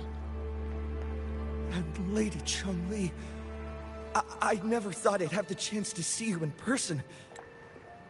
This nigga is dying, and his first reaction is to let me glaze the two ladies in front of me. Hopefully they let me smash. Like, nigga, what? Are you crazy? Bro, this is not the time for this. You're dying. Act like it. Without your help, I'd have been a goner for sure. Yeah, you're right. You are a gooner. Correct your language. Put that extra O in there. I can't die here. Not when I've got someone waiting for me. Shoot, that's not how you was talking earlier. You was talking like a glazer. I finally found it. After all this time. Ugh.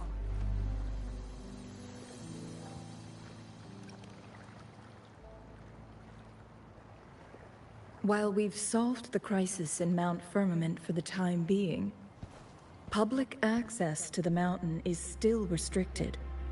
Before entering the mountain, any explorer must submit a request and can only do so while accompanied by the Midnight Rangers. Sir, could you please share your reasons for traveling here alone? I would have told her, I'm not telling you nothing unless you suck my... Anyway. I heard about Mount Firmament's legend, so I came to find its secret. I've only been in the mountain for half a day. Everything was going smoothly before those monsters pounced on me on my way back. I must get back. Fooling. She's still waiting for me.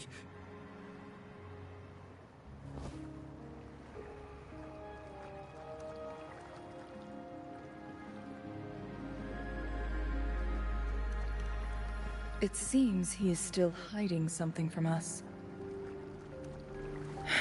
He needs to go back to Hongzhen for proper medical attention. Time's against us.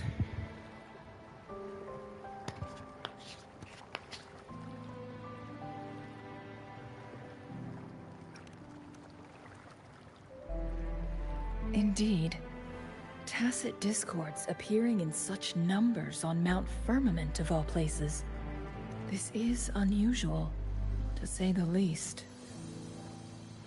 We can continue our conversation later, after getting him to safety.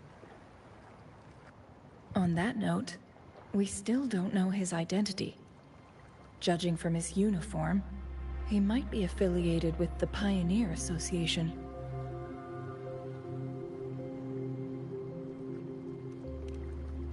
Then perhaps that someone is in Hongzhen.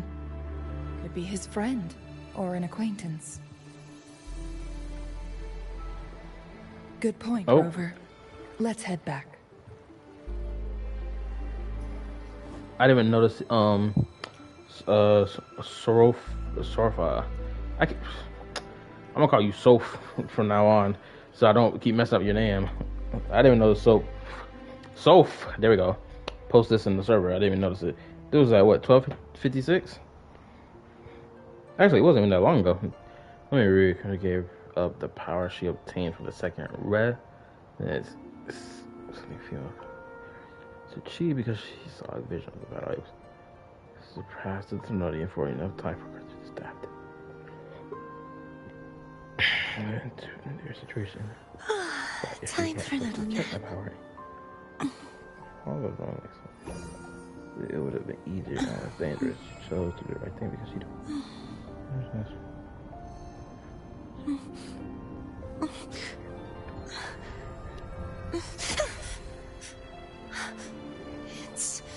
It's just a dream.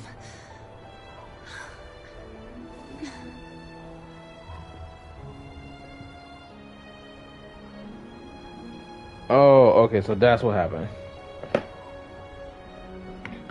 Sophie works? Alright, I'm gonna start referring to as Sophie from now on.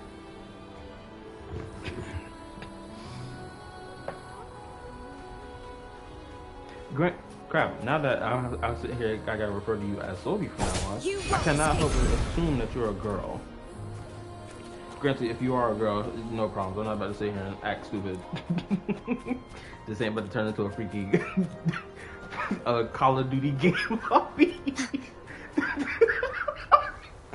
Oh.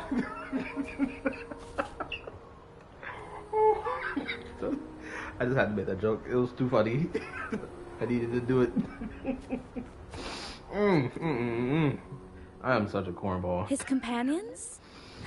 Sorry, I joined the association not long ago. That's how you know I need to go to sleep. Get my brain right. These are last year's designs.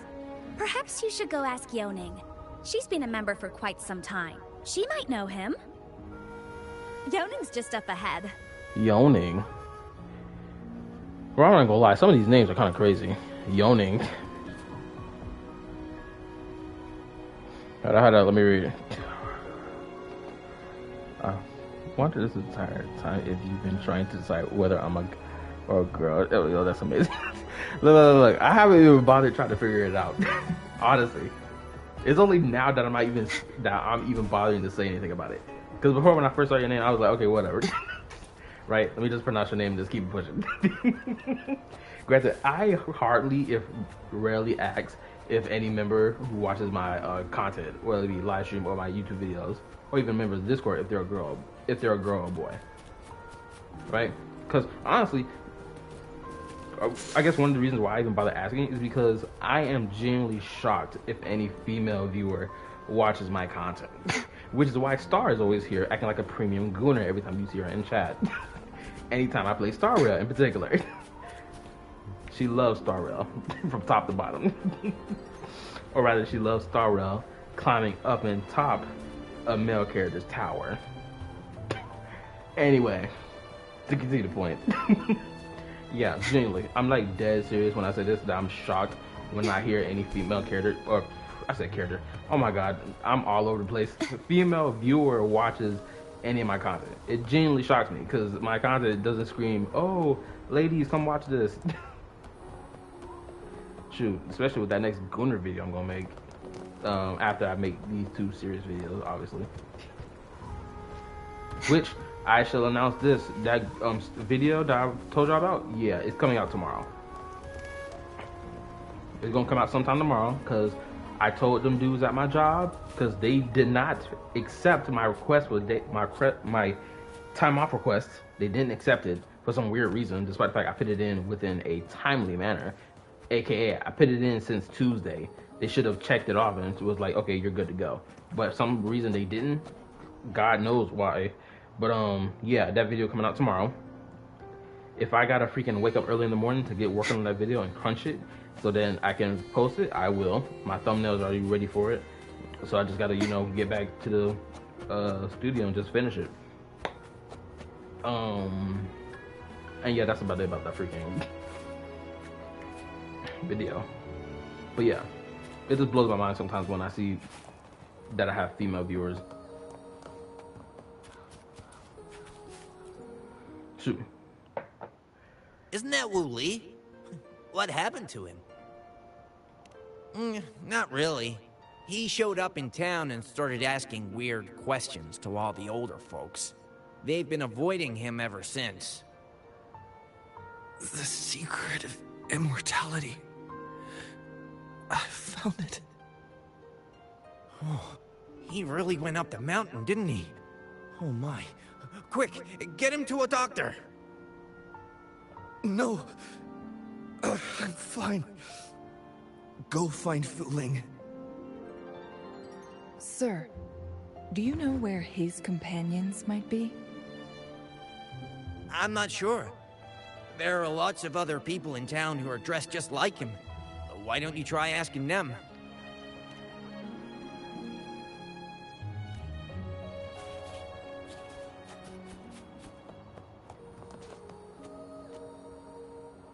Hold on, let me read. Star's a real one with a sense of humor. It seems you have genuine insights and odd jokes. I appreciate that. That I'm a lore nerd too, so I stuck around 100%. Hold on, I'm saying 100%. Let me say it properly. Keeping it 100 with you. That's how you're supposed to say that. But yeah. Time for a little. I ain't gonna lie. This is another reason why I'm glad. Actually, this wasn't even the reason why I even started doing this whole YouTube thing. On some real ish, this is not even the reason why I started doing my YouTube thing. Because granted, I still do this for the fun of it. I don't treat this like a job.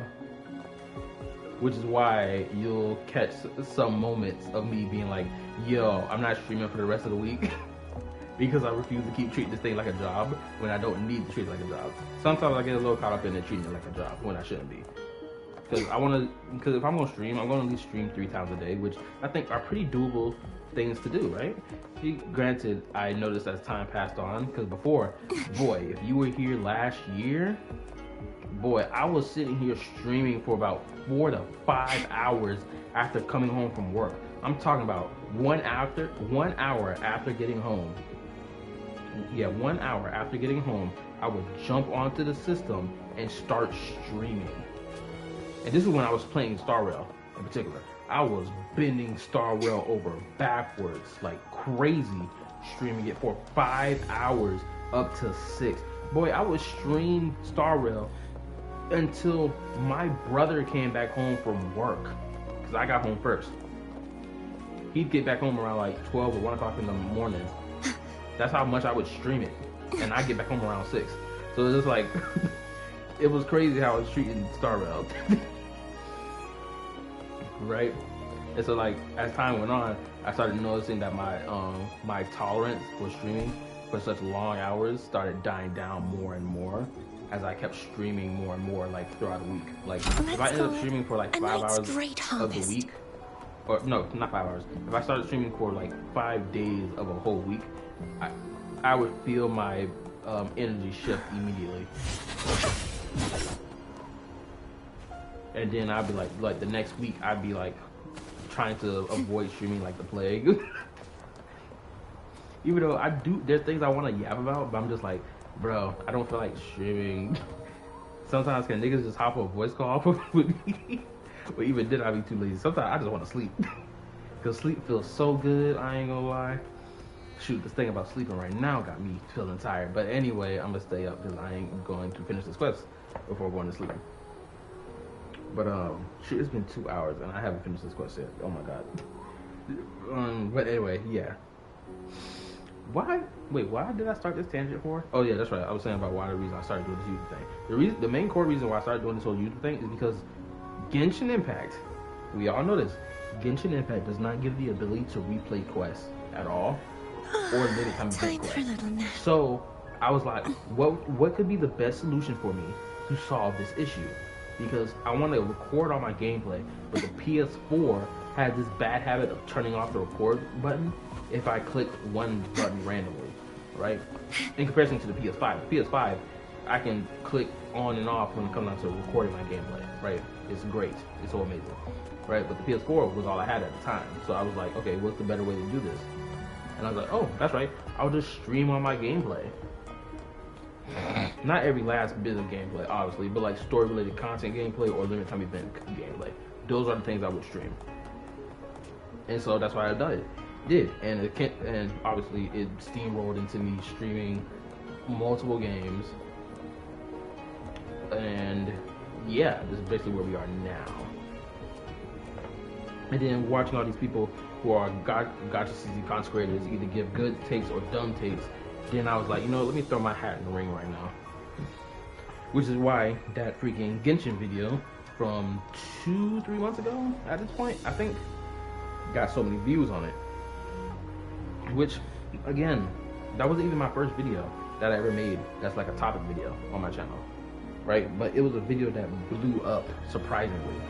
Today's story is because I'm pretty sure a lot of people agree with the sentiment. Like, between let's be a honest, righteous how many knight times, like, and Gene, a divine if I had to empire. name, like, not even name, just go stroll through the comment section of that whole video. Sorry, I'm yapping a lot, but this is what you sub for. But anyway, to get back to the point, like, for example, if you go look at that comment section, you're gonna see a lot of people be like, yeah, I didn't pull 4 characters just so that I can be able to explore the map faster or easier. I did it because I like the characters. Simple. Some people have been like, bro, I don't even bother you pulling out my exploration team because I don't feel like switching my teams around, right? And stuff of that nature. So it's just like, come on. Anyway, let me read right quick. That's fair once you think of it like a job, it starts to feel like a chore and some of the fun is just lost in the process. Mm-hmm. Whoa! Greetings, Lady Changli. How may I help you today, Lady Changli? Oh, and hello, Rover. The person on your back, is he okay? We found him on Mount Firmament. Do you know where his companions might be? Isn't this Wu Li? What happened to him? He's one of the Pioneer Association's explorers, but we don't see him around Jinzhou too often. I remember he went on sabbatical months ago, and he left with Fu Ling. Yes, Fu Ling, his girlfriend. I think they're visiting Hong Jian together. They're staying at the inn over there. Oh, Fu Ling asked us about his whereabouts not long ago. She seemed quite worried. Speaking of, is he really okay? Perhaps we should get him to a hospital first. No, I'm not going. Fu Ling. She's waiting for me. Don't worry. We'll help you find Fu Ling.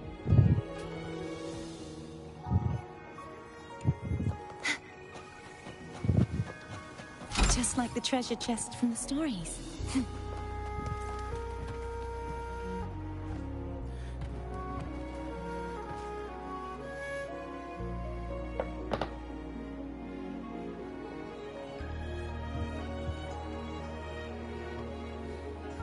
Oh, wow.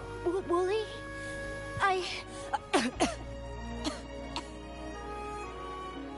Breathe.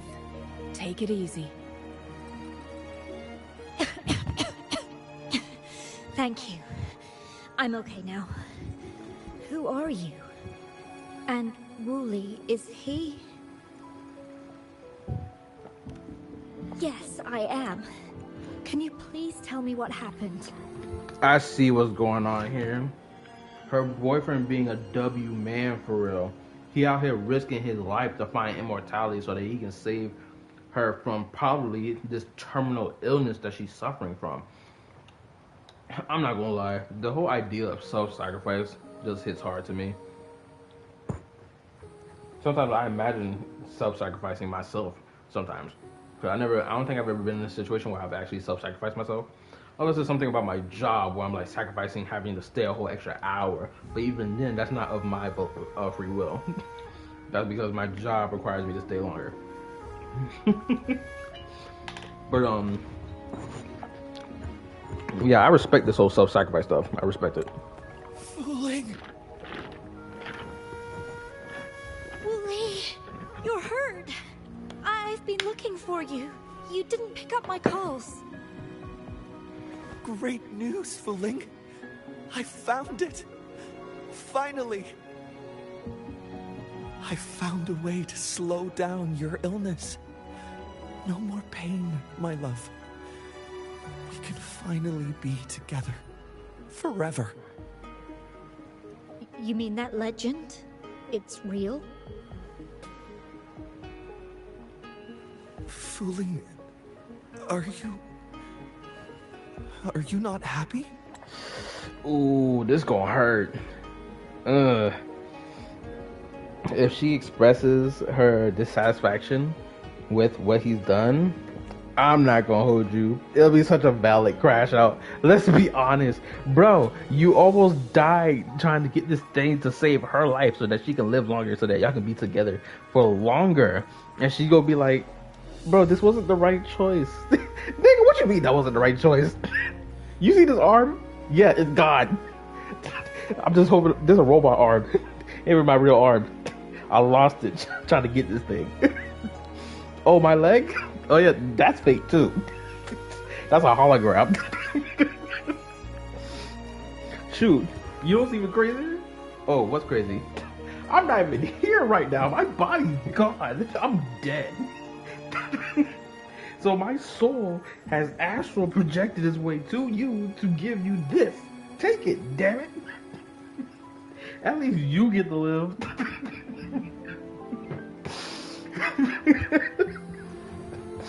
Boy, could you imagine risking life and limb only to be like, I don't think that was the right choice you made. Shut up, fool. No, I am. I'm so glad to hear it. And there's about to be a but added to that. Yes. Oh, this nigga fell over. Oh my god. Wooly. No, let him die. Let him die in peace. If she adds a butt, Rover, Lady I swear. Changli. You saved his life. May I please ask, what on earth happened? I've never seen Wooly like that. Like that nigga never had. That nigga didn't even have no injuries on him in the first place. Honestly, what's crazy is they did that back in version what in the prologue or the prologue chapter about the whole war section with the Tacit Discord thing, right? They had like NPCs with bruises and everything on them. So I'm like, okay, y'all did that then, but why didn't y'all do that now for him? He should have had bruises all over his body.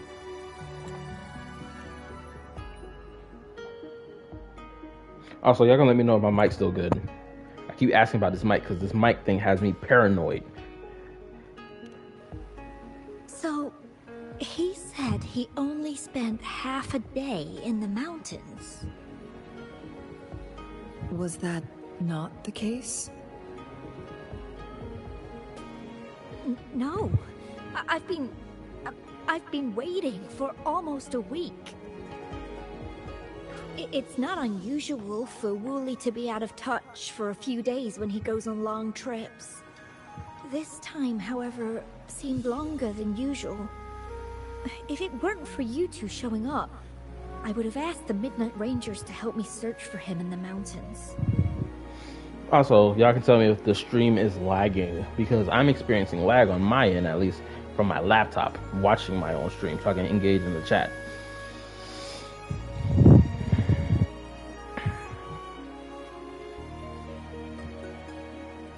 That's the freaking thing on auto. Why is it on auto? Alright, there. Alright, let me read. He was simping, that's all. It's fine. We hear you.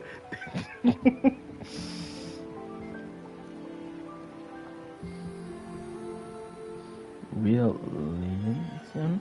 I don't know how to pronounce your whole name, bro. I'm gonna just call you Real. What's up, Real? How you been? This your first time being here? Wooly, he did it for me. I used to work as a landscape painter. Wooly and I met through work, and we traveled to many places together. Oh, that's so cute. Now that's a lovely, romance story right there to tell. Hell yeah, I love this quest. Cool. Nice. Oh, I guess I should say this. Obviously, my obvious name, Kala the Yapper. I love to yap, so I've been doing a lot of yapping, which is why this quest is still going for 2 hours. Despite the fact this quest is probably only 2 hours long, but I've been talking for a lot of the 2 hours that's passed. That's why I'm not finished with this quest yet. I stream playing Genshin, Star Rail, Zenless, and Wuwa. I'm thinking, or not thinking, I will be adding Space Samurai Remnant back to my cycle of games I play and stream. I'm about to post a video on Friday. If you feel like you want to stick around on the channel and all the other good stuff, yes, I'm advertising my channel. Of course. What'd you expect? Anyway, go check out any of the previous videos I posted if you feel like it. And tell me whether or not if you agree or disagree with any takes I gave for those previous videos. Check out the community post as well, because I'm about to make another video that I believe is a necessary video to make. And we continue. A few months ago, I got really sick. It affected my ability to walk, which got worse over time. We couldn't go on our adventures like we used to. Wooly stopped taking on work and traveled all over the world to find a cure for me. Despite his efforts, we couldn't find any cures. Until 2 weeks ago, when he brought me to Hongzhen. Said he had a surprise for me. I'm loving the multiple I thought it was just going camera to be a angles. relaxing trip. I'm loving the multiple for 7 days. camera angles. Oh my Now god, I can't he's back talk. rambling about having found a way to stop my condition from progressing. I need to stop talking when this damn quest is playing. I need to pause this stuff. I like that we got multiple camera angles. Whew. I feel like it'd be hard for me to talk sometimes. Mount Firmament's secret of immortality, I presume? Yes. Wooly told me that he's researched and found an untouched paradise on Mount Firmament. A place where time stands still. He said if I lived there, my condition would never worsen.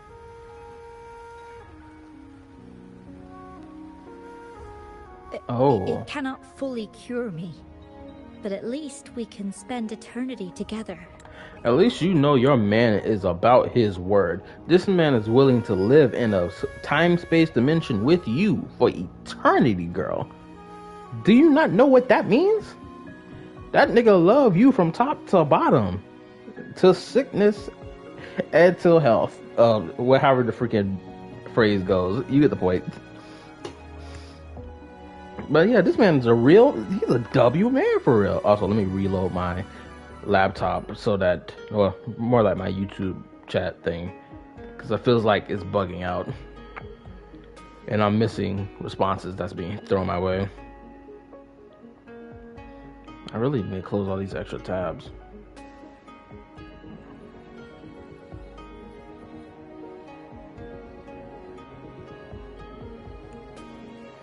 Probably having all them extra tabs open and F up my computer. That's probably what it is. Alright, give me a second. Hopefully this damn screen loads up. At first I thought it was just a myth. But then you brought up how he only spent half a day in the mountains.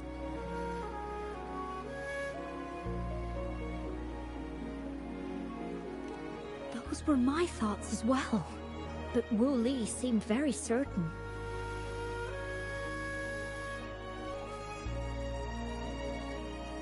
Mount Firmament used to have temporal disruptions caused by its tumultuous history. However, thanks to Magistrate Jinshi and Rover, these disruptions have been dealt with. Or so we had hoped. So there are still unaddressed temporal disruptions in the mountains.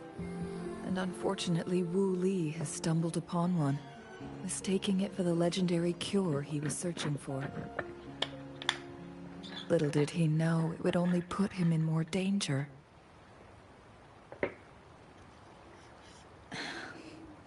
I see. So that's why there were rumors of rangers being here to take care of the leftover tacit discords and block off access to the mountain. Then, if this temporal disruption you speak of is truly so dangerous, Rover, Lady Changli, please help us get rid of it. For the sake of everyone here. But your friend, correct your verbiage, Rover. You mean her boyfriend. Use that word right. Just because she's a female NPC does not mean we get to discard that nigga's existence just so that you can have another female to add to your harem. Stop it. Granted, I know I don't have male Rover, I have female Rover. But still, I think that point needs to be made. Like, bro, you know exactly who that man is to this chick. He truly thinks it's the only way to save you. He's willing to take a slim chance just for you.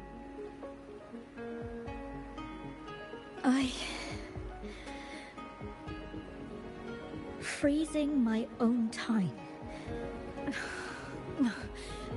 I don't think I should do that.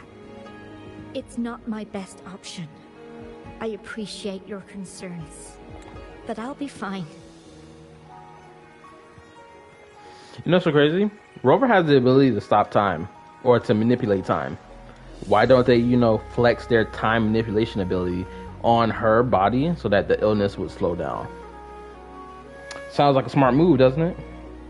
I know she says she doesn't want to freeze her time by staying in that one location, but the Rover has the ability to manipulate time itself. Use your power, nigga. It's so crazy people criticize Genshin for not flexing off the traveler's powers more so, but in moments like this, it's the Rover has the ability to do this. Let them flex it. Not only that, Arrow Rover has the ability to heal, right? So it's if this nigga don't activate his divine blessing and heal this girl, dreams always come to an end. Eventually, we have to wake up and keep moving forward. I'm okay. I haven't talked this much in a long time. You look sickly. I'm just a little tired. I'll be fine after some rest. If she dies... Once Wooly wakes up, I'll explain everything to him. That man not gonna accept that. If you have any other ideas, just tell him. He's not going to accept the words of, baby, I'm dying. Just accept that. And let's spend our final moments together. He's not accepting that. This nigga done been through life and limb. He'd rather die with you than to live life without you. That's how serious that nigga is. So she better not go tell him that. That's all I know. I'm gonna have an issue with that. What else? What else she was about to say? Granted, this is something I thought she was implying, but still, I feel like my point is valid. But if you keep it all to yourself, no one, even those closest to you, will know how you really feel. Sounds like you're projecting. Yes, I understand. Rover, things are taking a turn. We should probably tell Lady Xingyi first.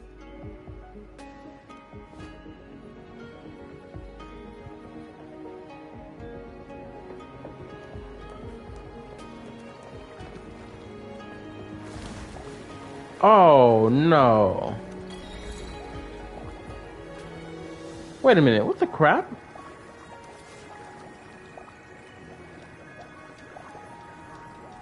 I did not know this was a thing. I didn't know you could heal yourself in the hot springs in Mount Firmament. I did not know that. That's a first. Well, look at that. That's so freaking cute. The cat is Peter-pattering in the water along with the dog.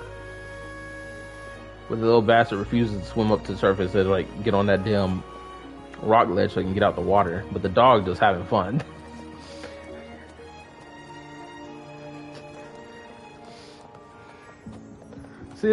See, I'm exploring.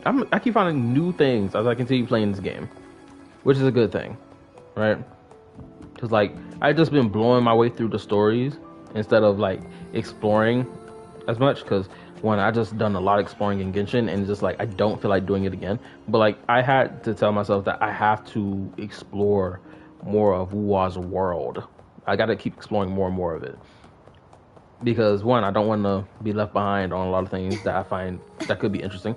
And two, because, oh my goodness gracious, not having the necessary astrite to pull for a character blows. I'm sitting here lacking astrite. Ooh, excuse my yawning.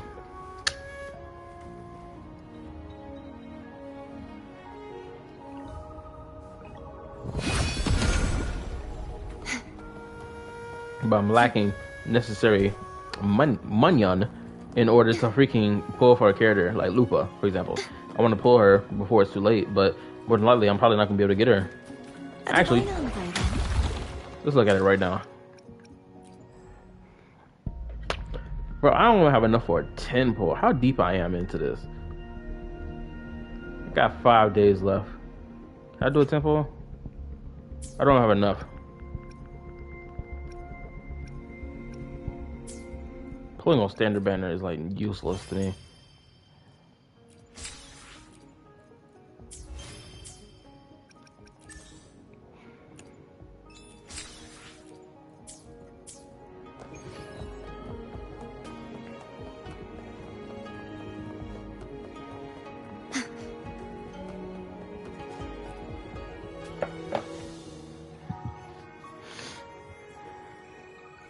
What brings you here at this time of the day?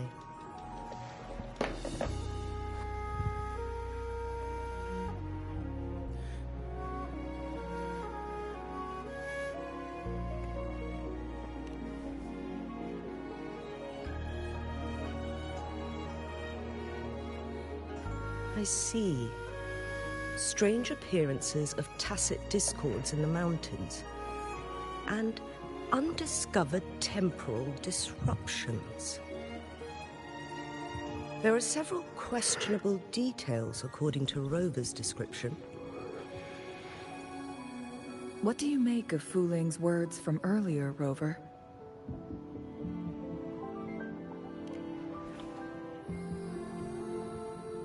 He claimed to have spent only half a day in the mountains, but it's been 7 days since he returned to Hongzhen. That does sound like some kind of temporal disruption, one that wasn't strong enough to affect Hongzhen. After Jinxi's battle with the Sentinel, she ordered Midnight Rangers to patrol Hongzhen and inspect Mount Firmament for any lingering temporal disruptions before reopening it to the public. Rover, you've been exploring the mountains lately, so I'm sure you have a good grasp on Mount Firmament. If there are any hidden disruptions we missed.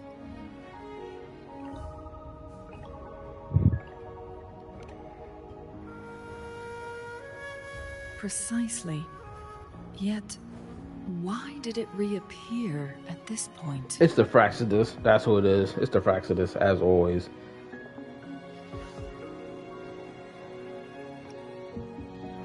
Also, I guess I asked this question. Excuse my yawning. I'll ask this question. What do y'all think we're going to learn about the rover in version 2.5? Or 3.0, depending on what they call that version update. But, what do y'all think we're going to learn about the rover in the next version? Because legitly, the live stream for Genshin 5.8 and Wuwa, 2.5, that's what I'm going to call it until otherwise, happens today around the same exact time as each other. Gacha, war, and tribalism is about to go stupid in both chats of either game's live streams. Blatantly, we about to see it. Right? And I'm curious to know, what more are we going to learn about the rover that we already don't know now? Like, what more interesting information can we learn about the rover that isn't already interesting enough? Of how much they flex the rover being like, oh, look, I created the Black Shores. Oh, look, I am the master of a Sentinel. Or was a master of a Sentinel, whatever the hell it is. And ish like that. Like, what more can we possibly learn? What, we gonna learn why the rover chose to, like, have their memories wiped? Hopefully that's the reason.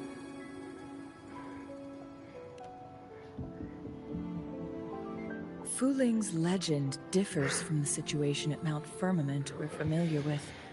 In that tale, mortals were spared the cost of losing years from their lives. He was utterly convinced of his discovery, and he somehow managed to run into temporal disruptions in half a day's time. Also, when I questioned him, he evaded my inquiries. Lies that are most challenging to detect aren't usually outright falsehoods. Rather, they hide parts of the truth. The explorer wanted to save his friend, indeed, but he was also hiding something. Bro, didn't they already state that Fuli was his girlfriend? Or am I tripping? Because they've been referring to her as his friend ever since we met her. Someone tell me I'm tripping, because I'm pretty sure that's his girlfriend. Why are they using this verbiage? This feels intentional to quell the freaking crazy CN player base, at least. Not even just them, but like the ultra hardcore niggas who are like, bro, I don't want the idea of male Rover being cucked by any character. So now we're pushing it even to side characters. Like, nigga, if y'all don't refer to this nigga as the boyfriend of that character, I've become rather curious about the truth behind this temporal disruption. Of course you did, you horny bastard. Sorry, I'm yawning. That's just how my brain kicking in right now, trying to make me go to sleep. Also, let me read this. There are still some questions surrounding Abby. I feel like the only question surrounding Abby, or two questions, is One, what the F are they? Why are they so unique? And two, why is it he can speak?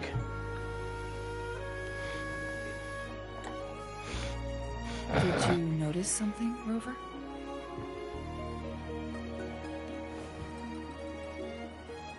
For someone with a terminal illness, they should hold on to any chance of survival, no matter how slim. Is that what you think?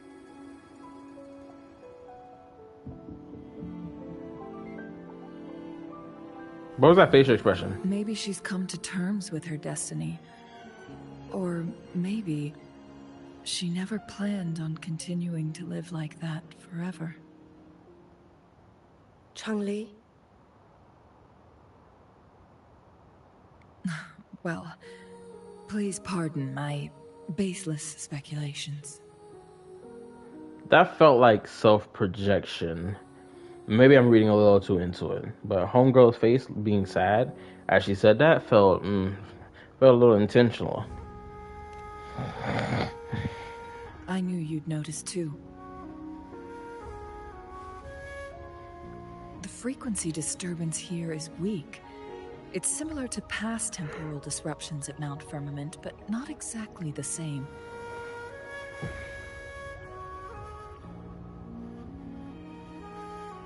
Master Xuanmiao's records show that this is where the game record last appeared. This is also where we found that explorer. As Changli mentioned, this anomaly may indeed have something to do with that legendary game record.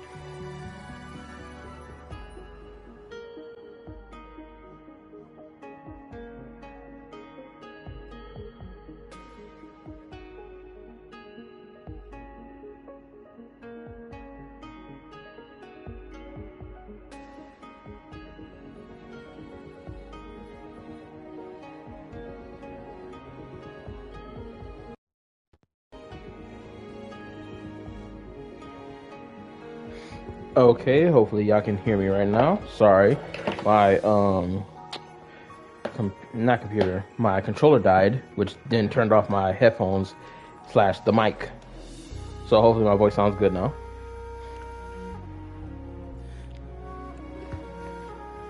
Exactly. If this were to be the case, then we are not the only ones searching for its whereabouts. The explorer did not tell us about his source of information. But his knowledge of Mount Firmament far exceeds that of a first-time visitor. You mean... The Fraxidus.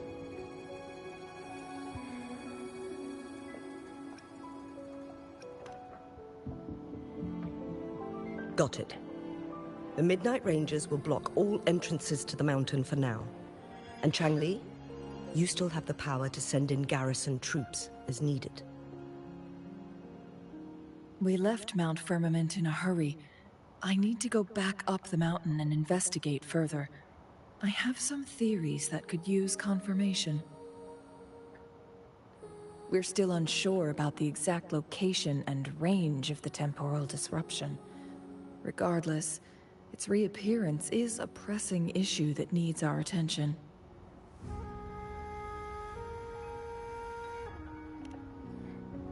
It may get dangerous.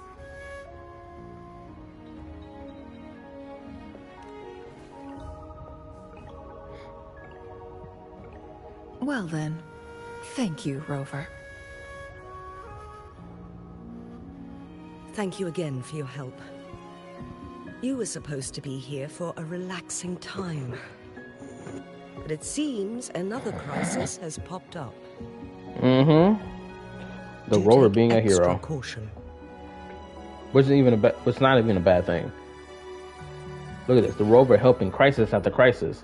Same thing with Traveler, helping crisis after crisis. There's always something going on. These niggas can never get a day off. They always got to get dragged in to help someone with their problem in their business.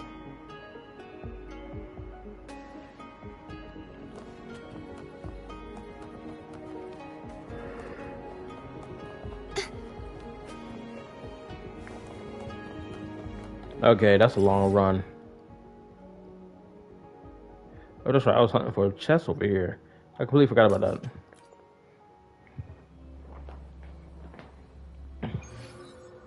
I am about to pull up a video to know how much more further I got to this quest ends. Because I did a disservice to myself yapping most of the time. That's my own fault. The night's challenge has arrived.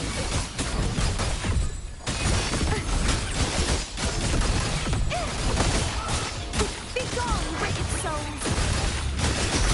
You won't escape. A divine envoy. True form revealed at last. Till the denouement. Straight demon. Also, what's up?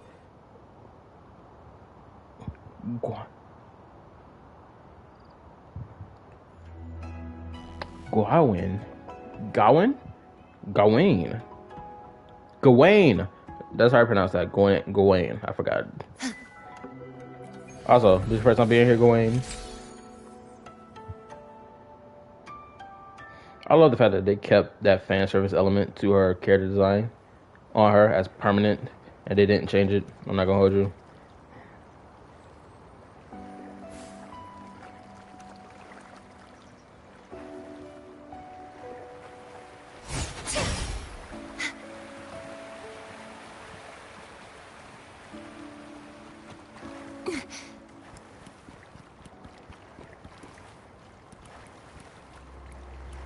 Oh, I'm gonna say this too, because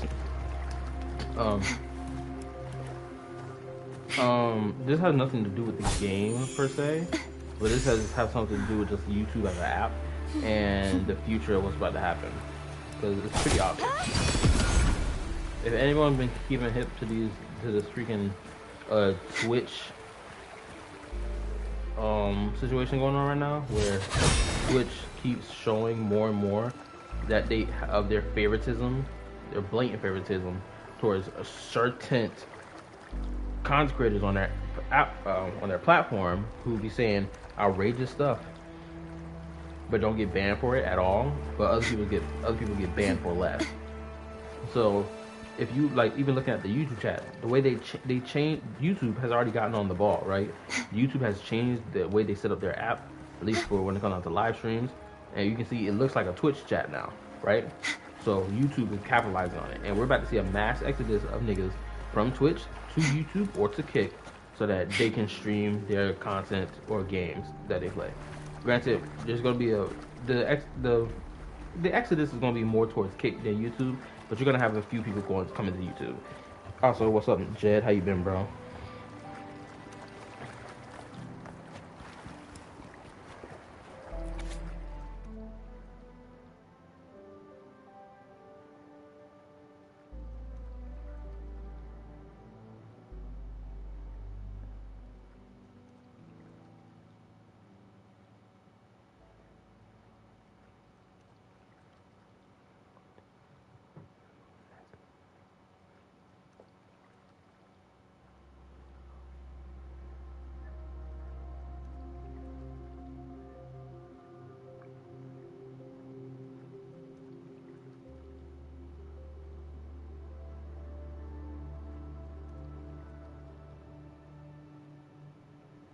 Ooh, this is sad. Hold up, I'm reading all this.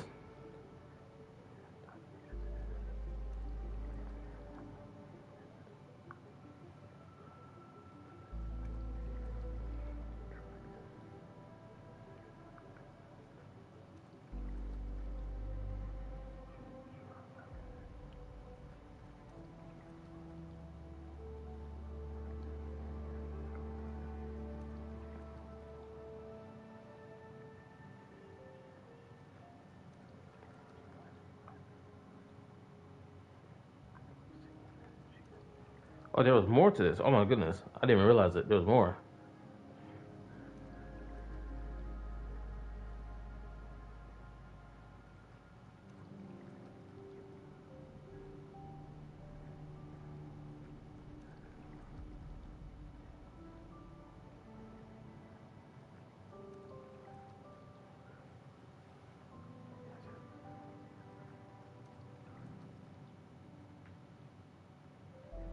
Okay, yep, like I thought. Homeboy is on his crash out.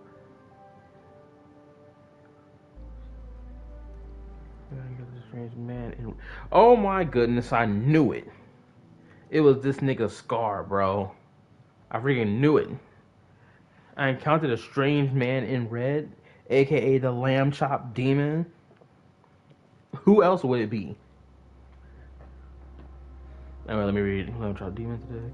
Hey, his pretensions out to put me on edge, despite my uneasy share a weird story with me.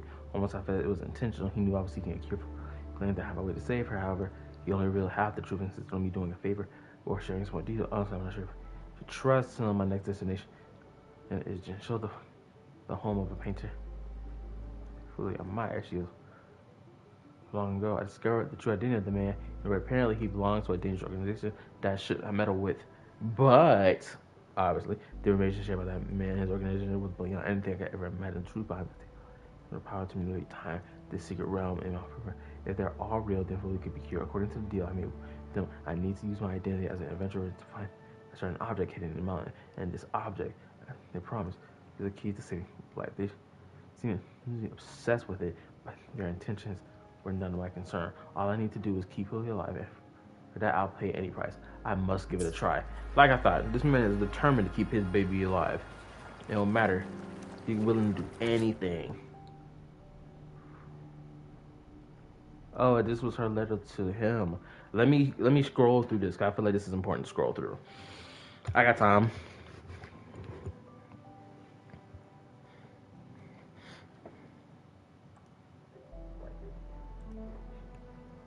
Okay, how are you? I wonder if to continue our adventures as you read these words. You visit several places. Adventures, I intentionally picked them under the guise of seeking treatment for my illness. As you may have noticed, I wish I could go with you, but I don't have many days left. But I trust you'll find and enjoy. That we want to dream of sharing. We travel through diverse lands, witnessing lives rebuilding from devastation and immortalizing extraordinary moments for all and wonder a wider audience to savor in this world scarred by the lament, beauty, hope, persist, sprouting away new depths of spirit. This is our quest, and I hope that you can carry with you as your journey unfolds. Our adventures always have been shared with companions. We met journeys together for a long time, and eventually diverged into separate paths. Perhaps we reunite in our next escapade, or perhaps destiny will guide us on divergent paths. Eventually, the river we explore the river, whenever the truth holds for our passage journey, and for one head of you, the day will eventually come. We must bid each other farewell. Oh, just as it will come across more so, my love, please continue your journey out, join aspirations into the future. But yeah, this nigga was not going to accept that. He's not. That's why he's going so hard for this. Now it has become quite clear what the two were thinking.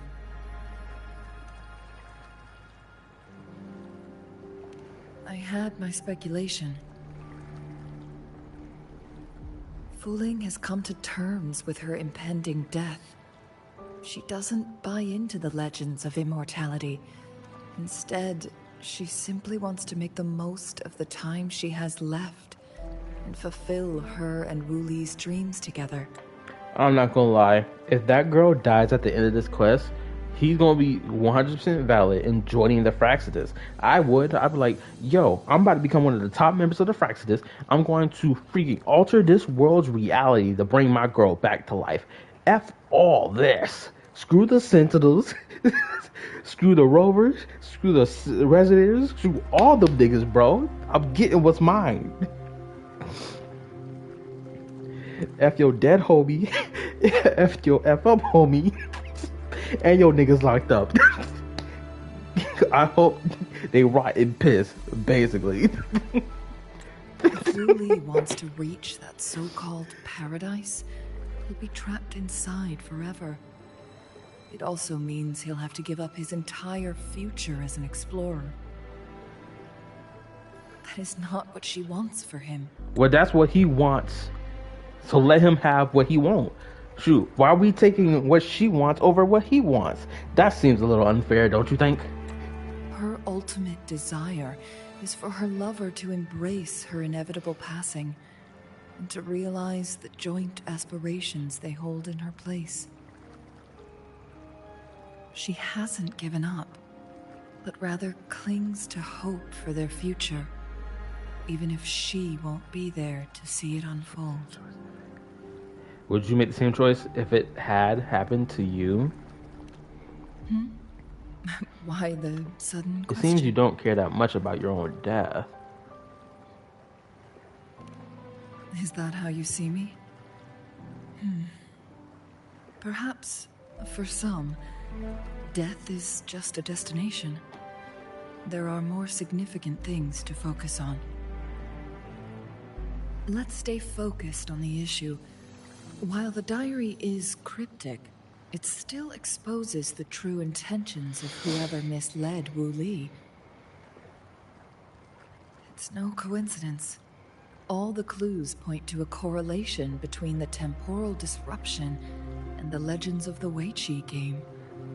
Or maybe someone's trying to make us connect the dots. Yes, information on the actual powers of Jue. This isn't the kind of information an ordinary explorer can obtain. I guess our old friends have still not given up. They went to great lengths just to lead us here. It would be rather rude of us to not respond in some way.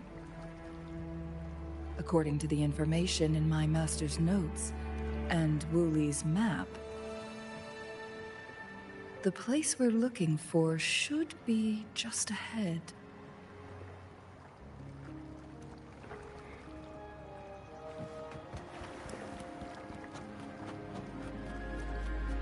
Is that?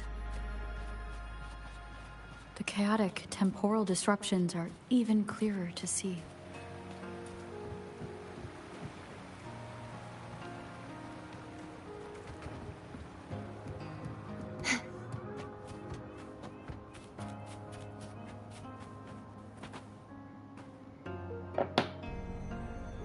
Traces of excavation on the ground. Looks like someone was trying to dig a hole with their bare hands. Could it be Wu Li? This is a Weiqi board.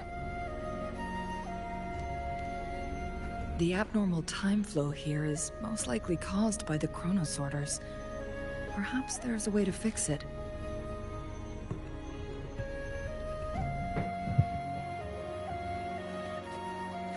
Oh, I guess I asked this for anyone who's watching. Does it feel like Wuwa builds any mystery about their rover, or their main character, rather? Because I'm not going to hold you. It feels like everything about the rover has been essentially spilled about, except for why Ambi exists, technically. That's like the only thing. Other than that, I don't see the rover having much more depth outside of everything we've learned about them so fast. Today's story is...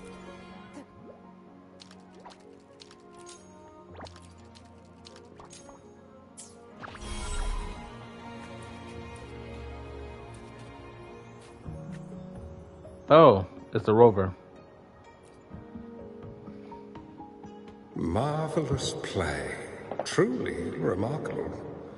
Occupying both solid territory and influence, an extraordinary move. Never had I imagined I'd experience such a great game of Weiqi on Mount Firmament. You may look young, my friend, but there's so much more to you than meets the eye.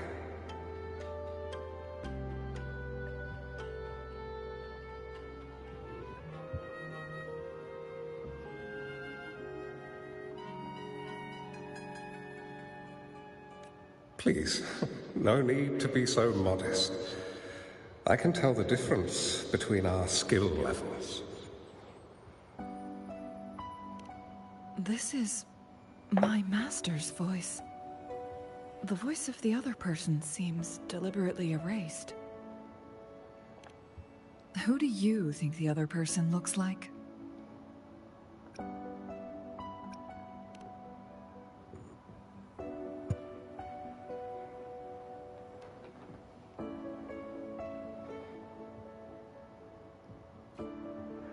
Look, hold on, I'm gonna give the answer.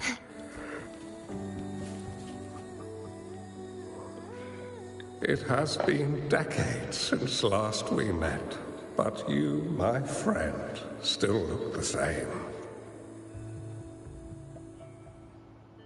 Well, turns out I had already met you all those years ago, my lifesaver. And you're older than me. I should have been more respectful back then. So you remember our promise. I am overjoyed. A new city is about to be established. Having accomplished so much, why do you choose to retire now?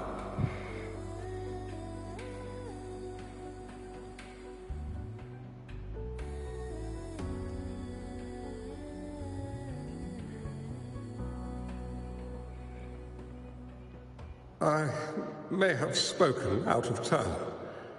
If you're not in a rush to depart Jinzhou, how about another round of Weiqi with me?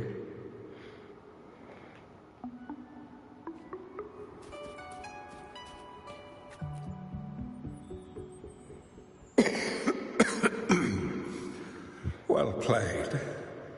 Even after 20 years, I still have no chance of winning against you.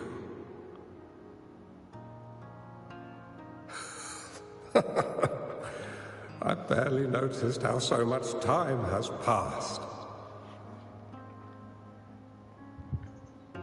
Every move in Weiqi is fluid and unpredictable. Even if we start with the same opening, or the outcome can never be predetermined. We see this in our game. And it's true for all the lives out there. My clan are a group of hermits. We view the world as a game of strategy, manipulating the ebb and flow behind the scenes. Oh, but you, my friend, chose to enter the game yourself. It's a dangerous path with no end in sight. Oh, I want to help, but my time is running out. I won't be there when you finally succeed. Oh, please don't feel sad for me. If I die, it would be an honor to rest at the Sentinel's feet. When the time comes, the one who shall finish this game of Weiqi with you will not be me, but rather my apprentice. Or do my plans seem too risky to you? There's no need for concern. With her intelligence and quick thinking, she'll surely be able to solve this puzzle. The results of this game will decide the fate of Jinzhou, and even the entire world. The road ahead is long and treacherous. Our final game. Let's make it.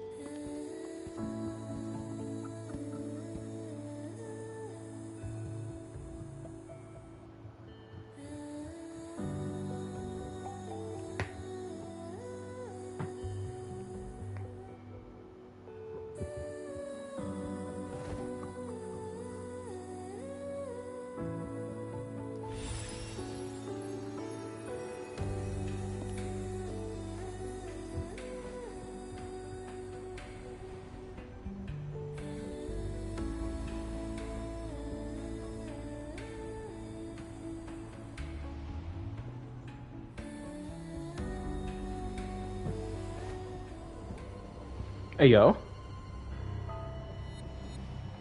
You've come this far and followed us here, yet you hesitate to reveal yourselves.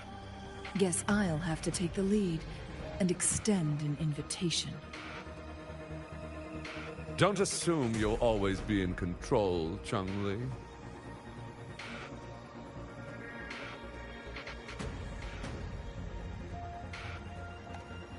Our friendly chat is over. It's time to say goodbye.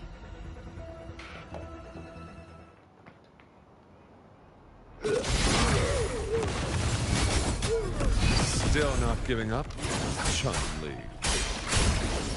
We know more than that unfinished game. We are well aware of the price you have paid. You're dangling at the end of your rope. Your unwitting trail has led us straight to our target. Oh, is that so?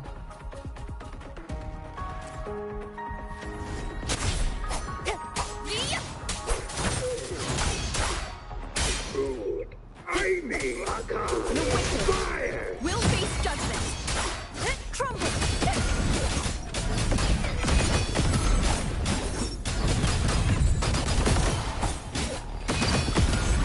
Oceans, bow before me.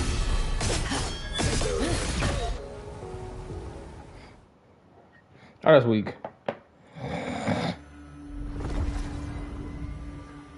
What the f is that? The Sonaro Sphere is open!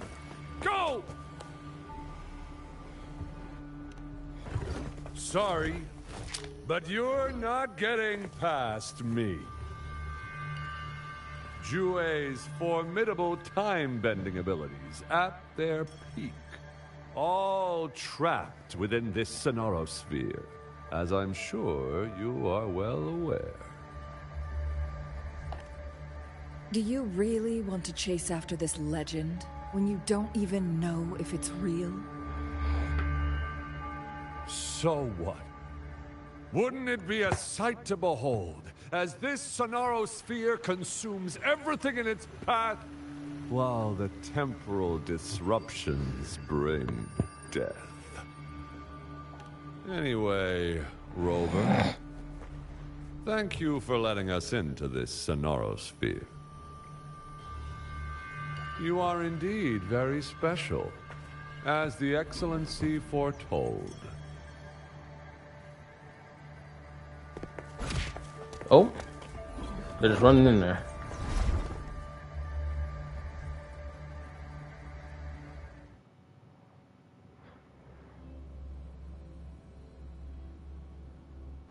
An unfamiliar space. No sign of the Fraxidus. Changli is also nowhere to be seen. I need to find her quick. Okay, before I continue the stream,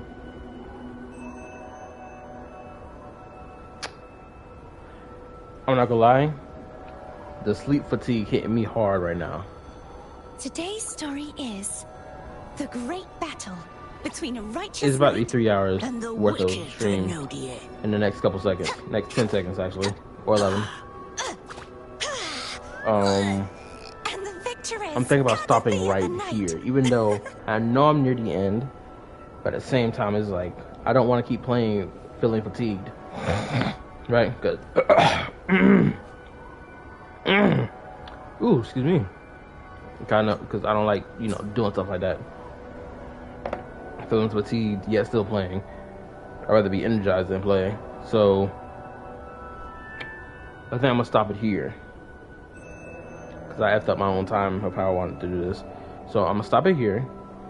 And I'll pick it up again. Probably more than likely tomorrow on Friday. Or I'm going to do it Saturday. One of the two. I still got to make a thumbnail for Zenless 2.1. I gotta make a new thumbnail for the fake collab, but not fake collab, but for my Face Samurai Remnant stream thumbnail, and finally the video I was talking about throughout this week. I'm going to post it tomorrow.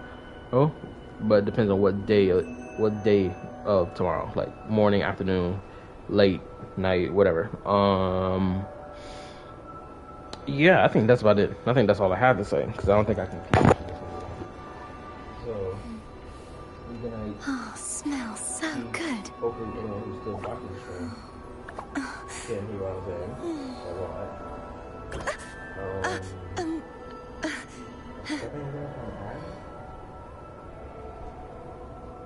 Nope, that's all I gotta add. So I'll see y'all again later.